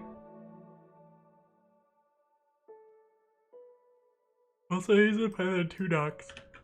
What am I doing? The hacker 4chan. Oh, Mindful Fox, you'll appreciate this. We can do a Hacker Man stream. I got some new stuff though. We've had the hat. The hat's not new for the hacker streams. But ugh, I didn't practice this at all. I'm now the true hacker man with the sunglasses. How dumb does this look? That looks pretty dumb. This looks so dumb. I'm in! Also, it's like really hard to see. But actually, should I put the hat over the sunglasses? Does that make me the true hacker man? Now we're really ready to go. Oh, that fogs up real quickly though. Can't do that. Cannot have that. You need the matrix text dripping off your terminal. Yeah, what is the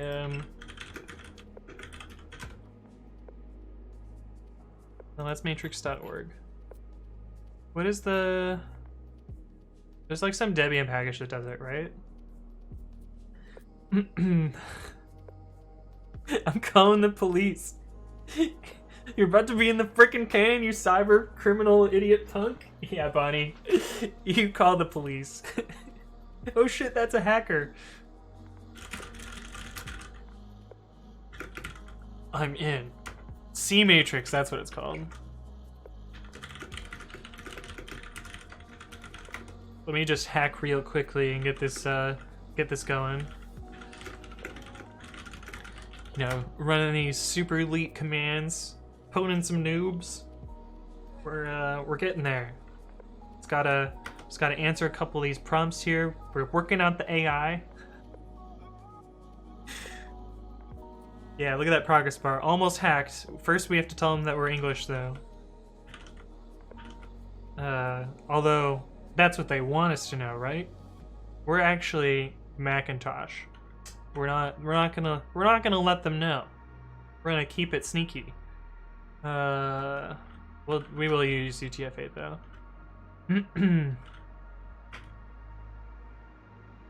But we'll leave them guessing.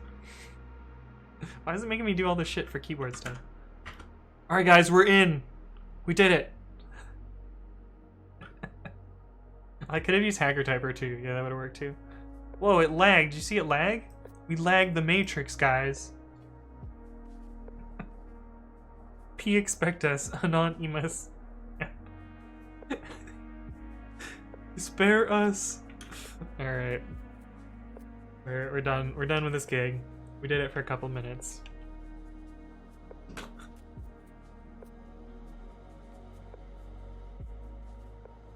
You guys found 4chan again.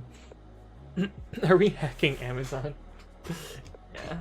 HackerTyper.net's pretty good though. In this one. You just like, look at how elite I am. I can't zoom in with the arrow keys though.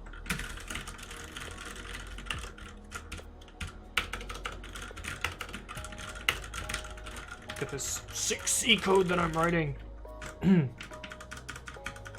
I tried to do Control-C to quit. Were you the one who was hacking on the airplane? I mean, I did write some code on an airplane that was called dead. Maybe not. Oh, it still feels like I have the hat on, but I don't. Weird phantom hat. I did write this on the airplane. Where's the part where it's like, yeah. So this project is called Dead, which is a great project to be writing on an airplane. But it's a like very, very simple dead code detection. But yeah, I wrote it in like 15 minutes on an airplane because I was just like, you know, it'd be cool to write a dead code library. Let's see what I can make happen. And I didn't really have any. I had like a couple of libraries installed on my laptop from when I was on the ground. And I was not going to pay for internet because, you know, paying like $10 for an hour of really crappy internet is totally not worth it. Yeah. Toddy, you came back at a good time. Perfect time. Literal snakes on a plane. Yeah. Some Python snakes on a plane. But, yeah. So, did that. Have done hacking on a plane. You guys are actually gonna call the police and then we're gonna be real sad. I'd like to report a crime.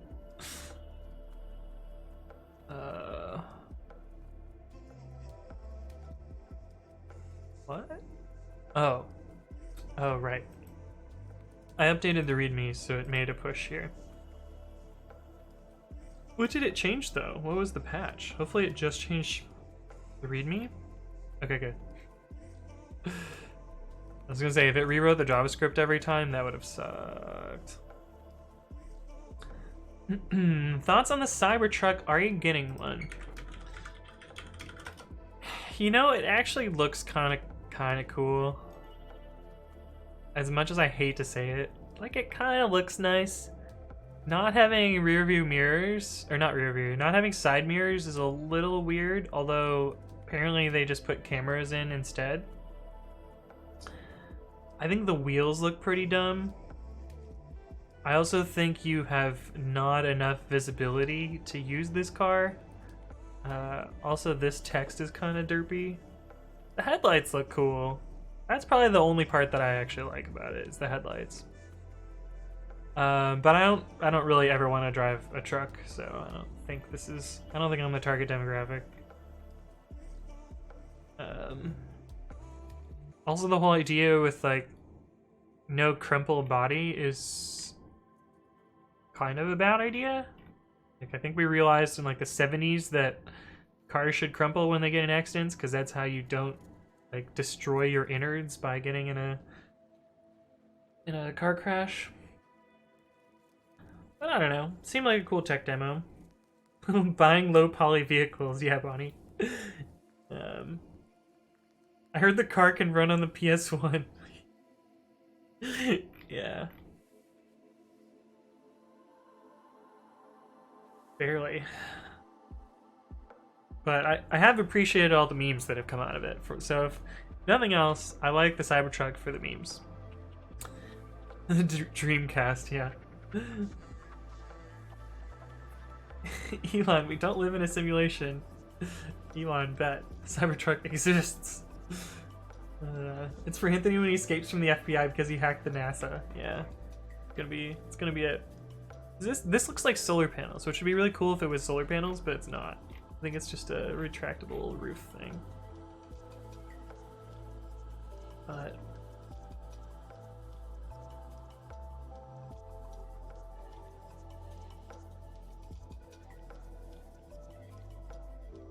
wait, you increase the number of motors and it increases the driving range? Does that mean it has more batteries too? I'm confused. X are displayed in US values. Yeah, no shit. These are not metric pounds or metric feet. What? Where does the star even come from? Specs star. Cool, yeah, I had no idea that these weren't standard units, or these weren't metric units. I'm waiting for Bad Press to come out when a kid trips and busts their head on the sharp corner. Oh man, I didn't even think about that. Can I pause this? But yeah, like, this is a pretty sharp corner. These are both very sharp, like, look really sharp corners. This one is a wild photo. There's a lot to unpack here. Okay, convert. Why did you move? I was looking at that. Oh, I can't even view image. I have to do this like stupid inspection to find the damn slide. Where is it? An SVG? No. Oh, that's just that button.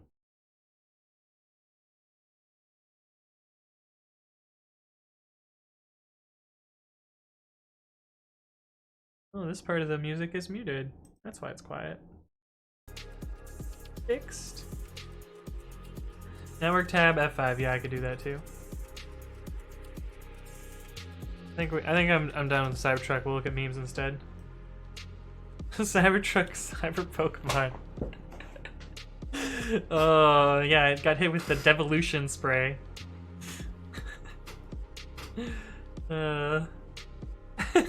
Yeah, CIA. Yeah, he's hacking again.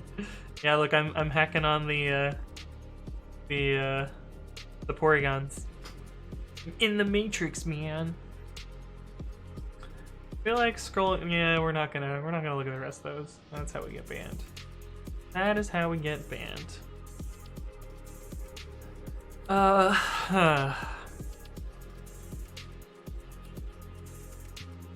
So I don't actually know much about how readline works. And I don't think I can just use readline by itself.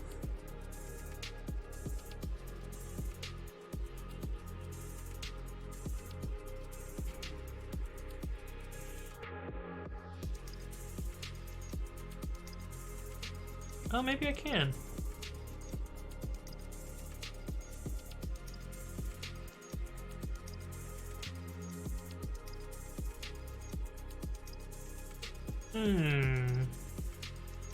The following functions operate on a global history list. Well, we don't want a global history list.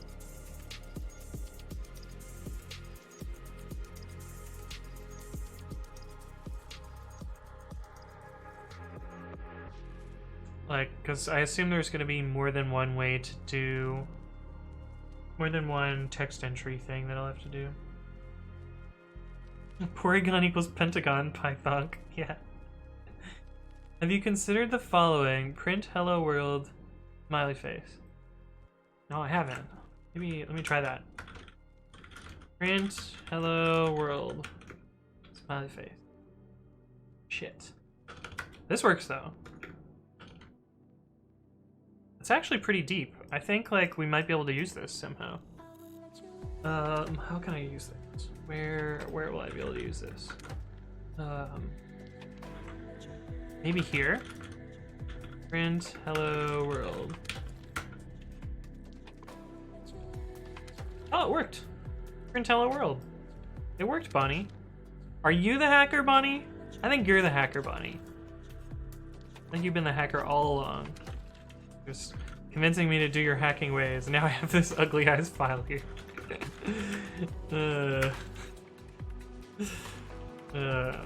Reported. Obviously it worked, stupid idiot doubting me.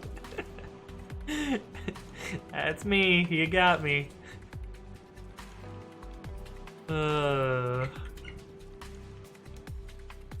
Yes, my keyboard is squeaky. That's what that weird noise is.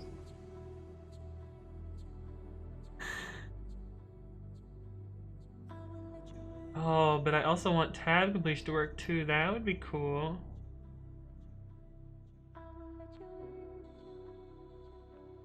Set completer. Set or remove the completer function. If a function is specified as used as a new completer function, if permitted or none, any completer function already installed is removed.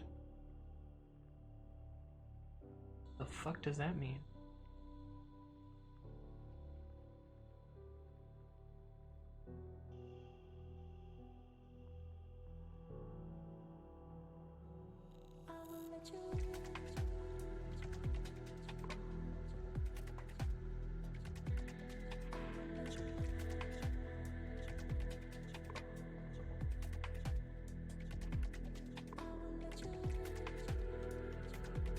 Yeah, I don't think this is what I want. It'd be cool if I could really use this. The squeaky keyboard has been going on for too long. Yeah, I don't know how to fix it. I hear that there's a way to put like dampers on keys. Key dampers. Dampeners. That's what they're called. And that would maybe make it go away. I don't need your intro. It does sound good though. Oh, this is the same company as my keyboard. Remove and install Cherry MX stabilizer inserts and plate mounted clips.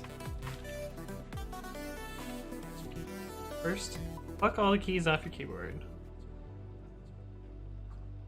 Ooh. This is like some deep ASMR shit. Cool, you put a couple on, just stick it in now. I wanna see you stick it in. Do it. I don't even know if that's what's squeaking. It might just be the switches that are squeaking. Or the keys are like rubbing together or something.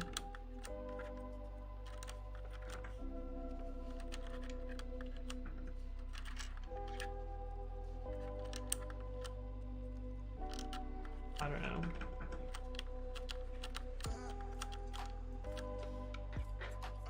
Amazon has those for super cheap. Yeah, oh wait. Oh, those are a lot quieter. My keys aren't loud already. They're pretty quiet. Oh god, what have I done?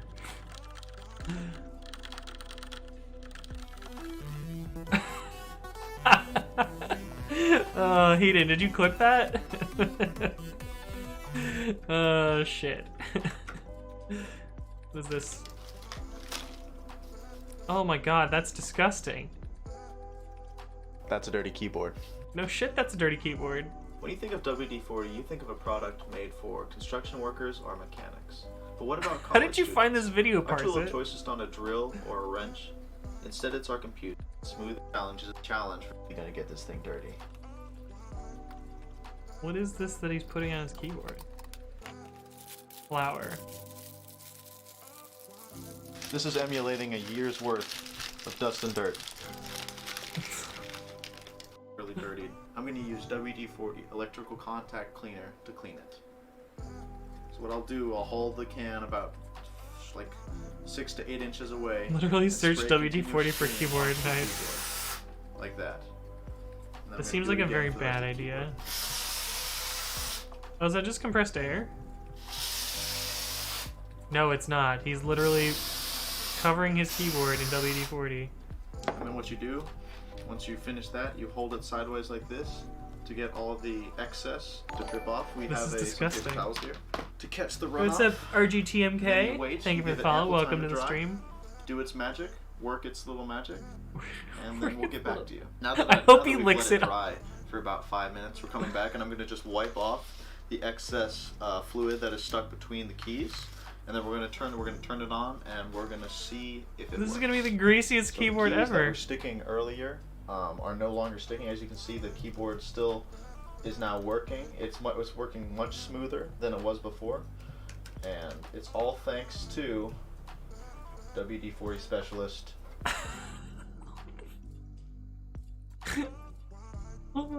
What even?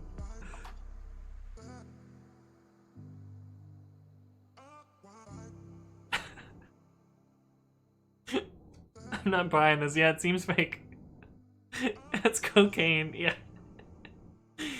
What even? Then you can write code with slippery fingers. Billy Mays is alive? Billy Mays here!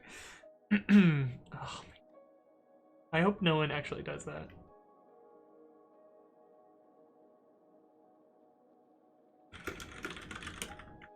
Oh, I heard you search for this. GNU History Library. Okay.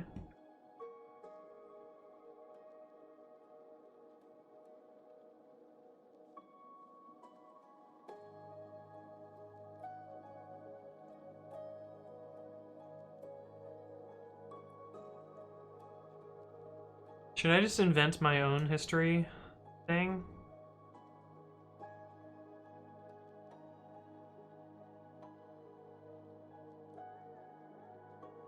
Oh, that's where Bang Bang comes from. I see. I'm not gonna implement all these other things though. I'll just have arrow keys for that. That's the point. The keys reach peak non-stickiness. Every 10x engineer uses WD-40 on their keyboard. Facts. Yeah, I'm gonna steal history, Bonnie. We're gonna steal all of history. This is gonna be like the, oh, what is that? God, now I can't remember the actor name either. Shoot, why can't I remember his name? Where he goes, we're gonna steal the Declaration of Independence. Damn, what is that guy's name? He's got the really goofy face and he's in a million movies. Nicolas Cage, yeah, Nicolas Cage. We're gonna pull a Nicolas Cage. We're gonna steal history. Nicky Cage. Yeah. Okay, I don't think we're gonna do any of this history modifier stuff. Like, I basically just want strings and arrow keys, and that's about it. And Control R. I think those are the features I care about in history. Oh, but my head hurts just thinking about it. I'm gonna go get a drink of water. I'll be right back, and then maybe we'll start working on history. I'll see you guys in a second.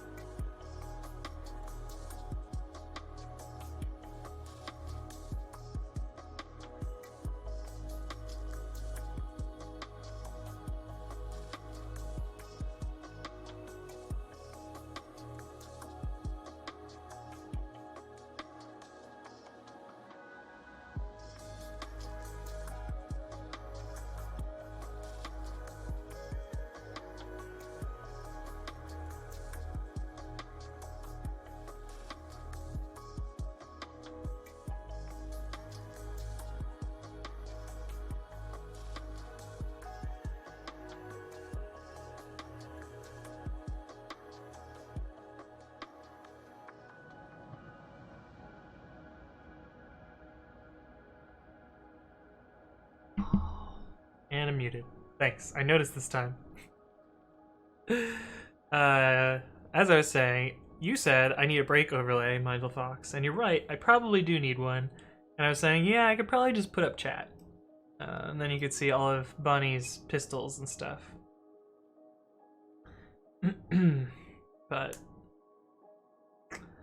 yeah, I don't even know what I would put up for a brake overlay. Maybe I would just like put up I don't know, C Matrix or whatever. Like, Hacker Man will be right back.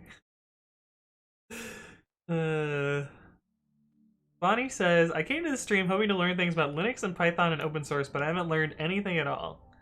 How have you not learned anything on my stream? I've done all sorts of fun stuff.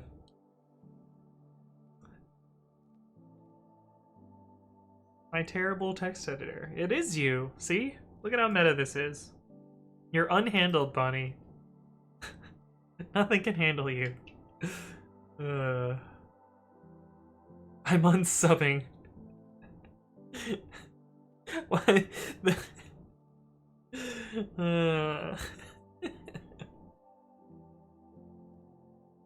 Yeah, if you're an angry doggo, you might need a handler. Okay, so I don't think I'm gonna be able to reuse the library line, so I'm probably gonna have to implement it myself. Excuse you. Do you want to see how to be handled, Bonnie? See, this one isn't unhandled. This one was handled. Excuse you.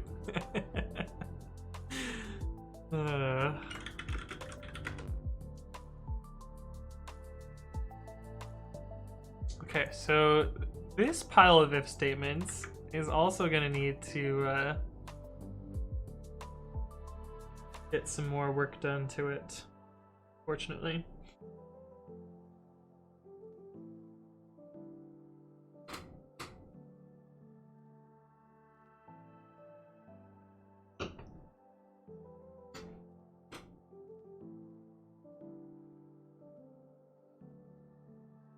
I don't even know how history is supposed to work. Like, what is the behavior here?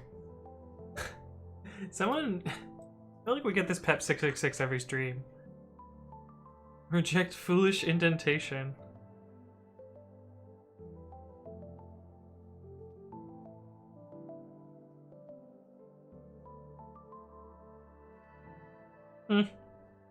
Is this serious, or is this was this a joke? T9 will refuse to run when there are any tabs. Tn will refuse to run when tabs are not exactly n spaces. T only will refuse to run when blocks are indented by anything other than tabs.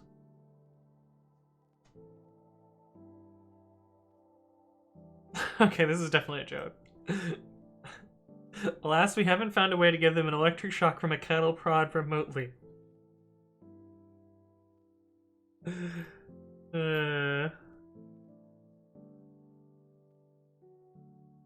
I'm pretty sure they did implement this in Python 3. Was it 3666? No. Python mixed tabs, Python 3 pep. I have Python in there twice.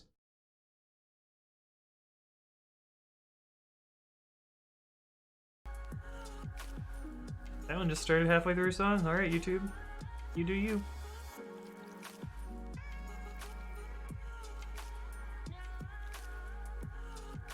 Where was the pep for this? Can't find a pep for this. Great. You and me both, buddy. That's from Pep 8, which is not style guide part.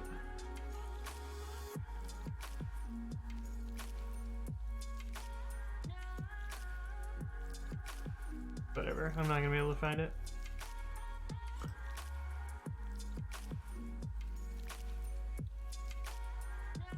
Okay, so let's start writing out some of the stuff that I need to handle here. So up and down need to navigate through the history with a blank at the bottom.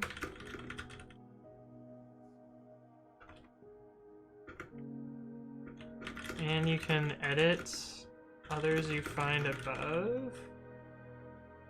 I don't know how that's gonna work. Pressing enter appends to the history. You need to save the history. Nano uses ~/.local/nano. Okay, local share nano.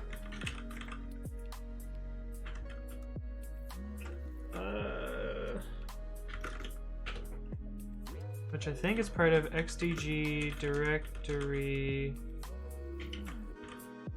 We're not gonna Google it. I know where I link to it from here. Click this. Alright, Bonnie, I'm stealing more stuff.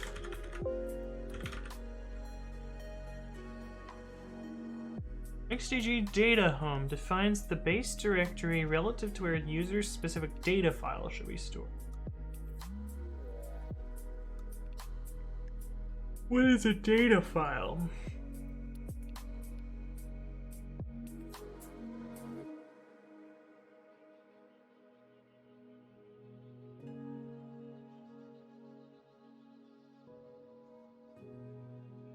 Is a history file a non-essential data file? I think so.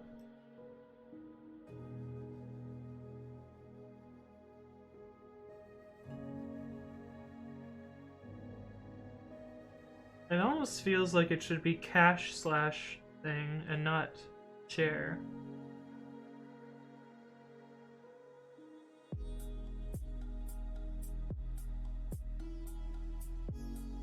I wonder if someone has more.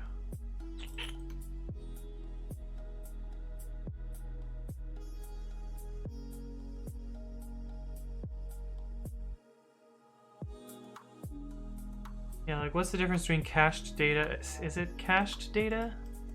I guess not. So maybe XDG data home is the right place to go.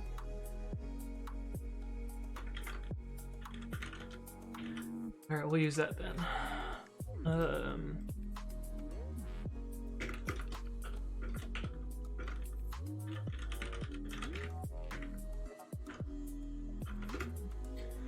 And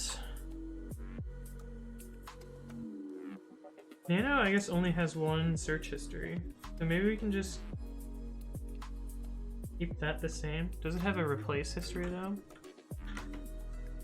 Oh, I bet that's what the bottom 100 lines are in that file. Maybe?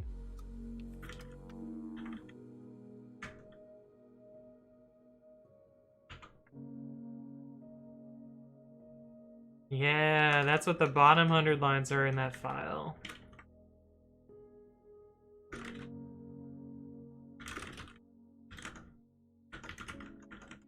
That's sneaky. I didn't think that was a thing. So this is the replace history. Why is there 104 lines is the question though. Also, why is it this like weird format? Like this is the end of the search history and this is the replace history.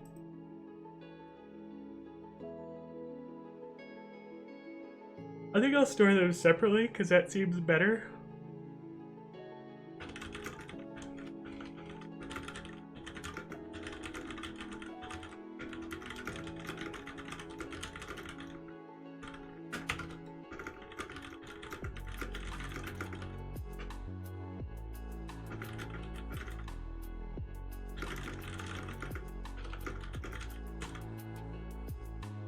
When does this file get written to? Is it only when things exit?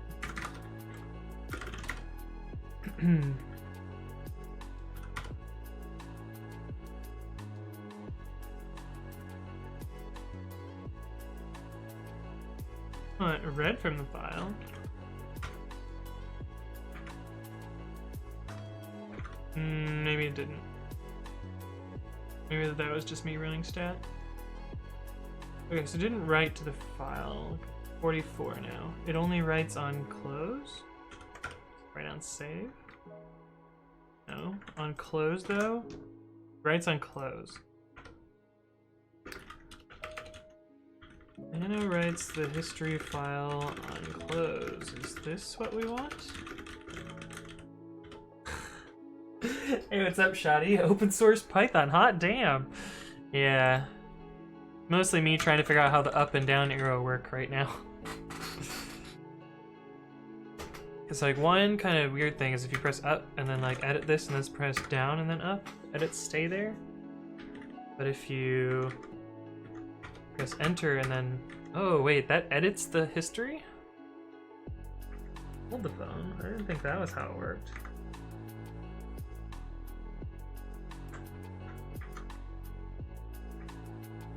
Oh, it does until it does until you run it, and then it moves it down in the history? So 3, 2, 1.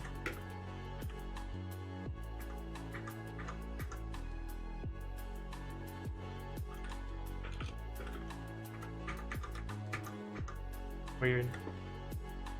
Okay, so I need to handle that somehow.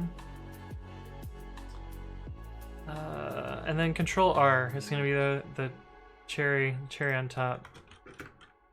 Control R. Control R prefix matching, or is it everything? Everything. Match previous.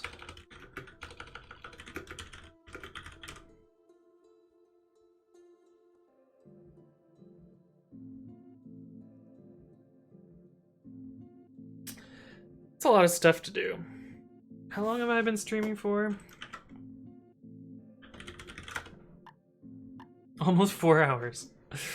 I don't think I'm gonna get this done in any short amount of time. So maybe I'll leave this till the next stream, which I think is gonna be Friday. Maybe. Because this seems like a lot to handle all at once. But I'm gonna write this into a file, or into a folder issue. That way I have notes for later. Hey, what's up, XD? How's it going? You're catching me perhaps at a not great time, right as I'm about to... I mean, Shoddy just showed up too, but I'm probably about to call it a day, because I got the thing I wanted to get working, but the next part is super complicated. And I suspect if I try and do it all at once, I'm gonna burn out for today. And I don't really want to do that because I have a bunch of other stuff I have to do today.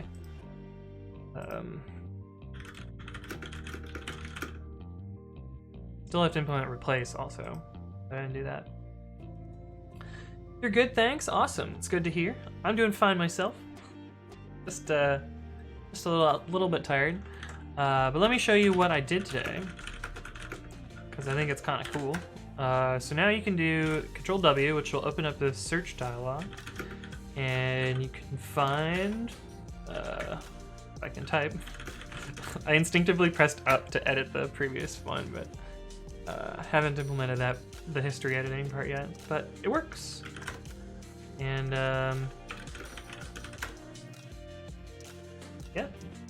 yeah, it does wrapping too, so if we want to wrap around to this, scroll screen, well, that one didn't wrap, but if it wraps around, one of these times it's gonna wrap. Yeah, it'll tell you that the search wrapped, which is pretty cool. That's what I did today. It also like knows if you have like a broken regex, and if you cancel it, and if you search for something that doesn't exist, it knows. What'd you do in the last 2 days, XD? But then fuck all. You played Witcher 3. Oh, Witcher 3. I don't think I played anything in the Witcher series. Witcher 3 guitar tabs. That's when you know it's good. Is this one of those like kind of scary games? Is that probably why I haven't played it? Action role-playing game. I did like 30 minutes of work. Hello again. I've consumed a slice of pizza and got back in touch with my inner palm. Oh man, pizza sounds so good. I'm gonna go get some pizza. Are pizza places gonna be open today? Let's see. Oh, it's gonna show my address. Pizza near this. Okay, no longer showing my address. Oh, they've changed everything. Where's the filters? Open now. What was that glitch? I want the open now button. There we go. I love how the new Yelp, so there's like a tinge. I used to work at Yelp, so I know some stuff about how things go on there. But anyway, the CEO is always complaining about Google because whenever you search for something on Google, like even if you search for like Yelp, I don't know, Yelp pizza. Oh, maybe not. Oh, I have an ad blocker on. Let me turn off the ad blocker. If I search for Yelp pizza, oh, it didn't work that time. Anyway, usually, okay, it's ruining my my explanation here. But anyway, he's always complaining about how if you search for like restaurants near me, that you'll never get Yelp results above the fold. You'll always get Google's results, and then often you'll get ads. Sometimes you'll get TripAdvisor, but you'll get like all this stuff that like forces or like funnels a lot of users away from Yelp's content and into Google's content. And he's always complaining about like, oh, there's so many ads. Like Google's just like redirecting all of its users directly to its own sites and like not being fair to other websites and blah blah blah blah. And like his like sticking point was always like ads above the fold. And if you take a look at Yelp results now, well, first off, like over half of the page is just the header and like this filter stuff here, which is great. Like cool, that stuff's kind of important, but like give me the content, buddy. And that search gave me 1 ad results, 2 ads over here for off-site ads, like not even related to Yelp. And then if we scroll down, we have a second ad, we have a third ad, and then we get to the search results. So I had to scroll like 3 or 4 times before I ended up at search results. And the like tinge of irony for me is that like Jeremy just like hates above the fold ads, but his site is entirely above the fold ads. But anyway, oh man, there's so many choices here. Where's the button that makes the map big? There used to be a button to like slide the map out. I don't see it anymore. Maybe I'm in the like responsive mode. But I'll go... Oh, I didn't realize there were that many pizza places right by me. Oh, I didn't want to click on that. Anyway, I'll find pizza later. You guys don't care about me looking at pizza restaurants. Stealing my pizza idea. Yeah, thanks, Bonnie. Zen and the art of eating pizza. Oh, The Witcher isn't scary? Oh. Is it scary for me? XD says, is it bad that I'm generating HTML code from the backend? I have a tree data structure of all my categories and I traverse through it and make the HTML code. I do it this way because I can add categories really easily. I feel like it's not the right way to do it. The HTML also has view stuff in it. I mean, there's kind of 2 schools of thought on websites. I am very strongly in the server rendered camp where like I think JavaScript should be used to like enhance a page, but not as the like primary rendering engine.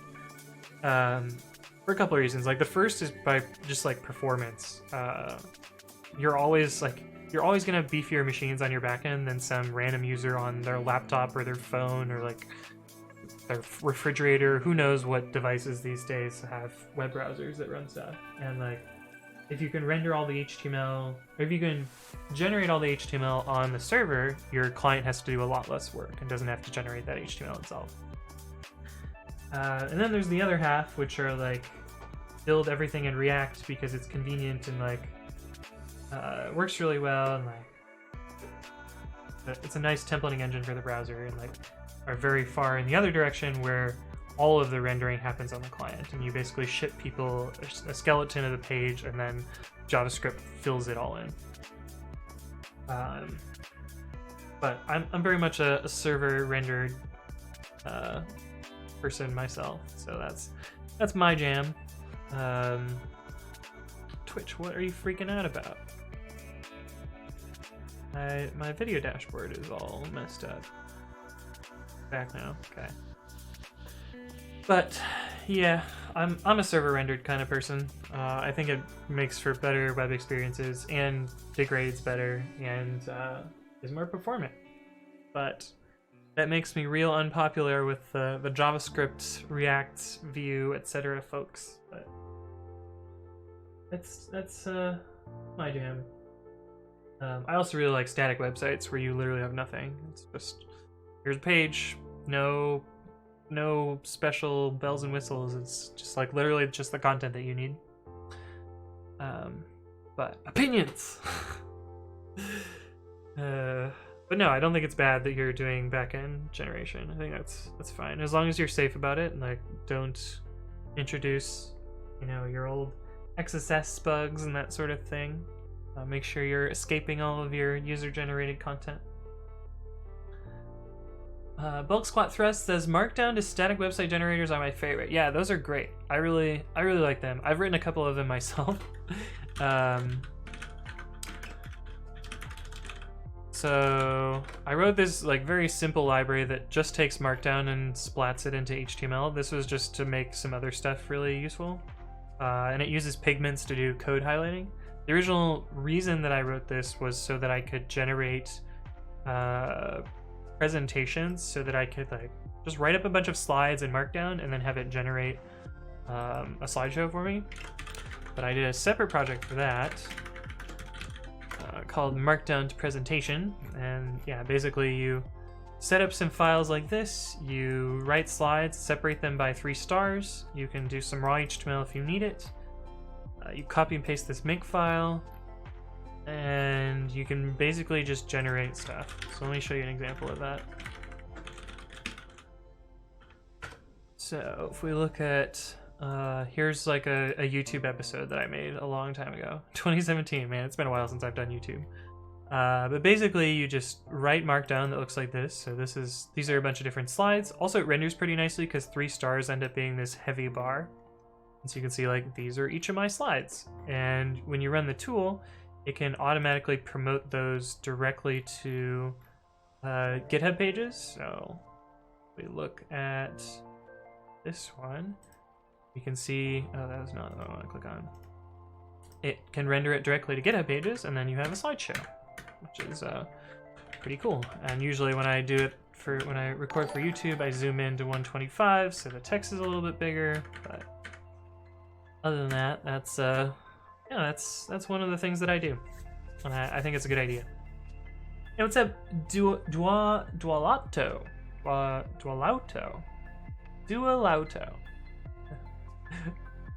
Messed that one up, but thank you for the follow. Welcome to the stream. I'm totally gonna fork this. Nice. Well, you want the link?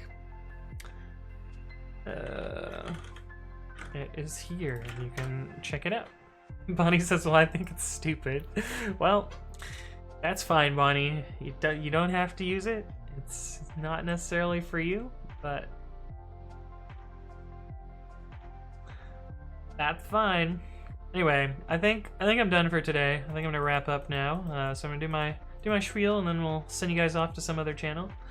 But yeah, if you like the content that you saw today, I mean, sure, follow the channel if you must. But if you missed any of the content, you want to catch up on that or see previous streams or other stuff like that, I usually upload those to YouTube after the fact, and that's youtube.com/AnthonyWritesCode. You can find previous stream content. The most popular one and one of the better ones that shows up is this one where I look at a memory leak in Werkzeug.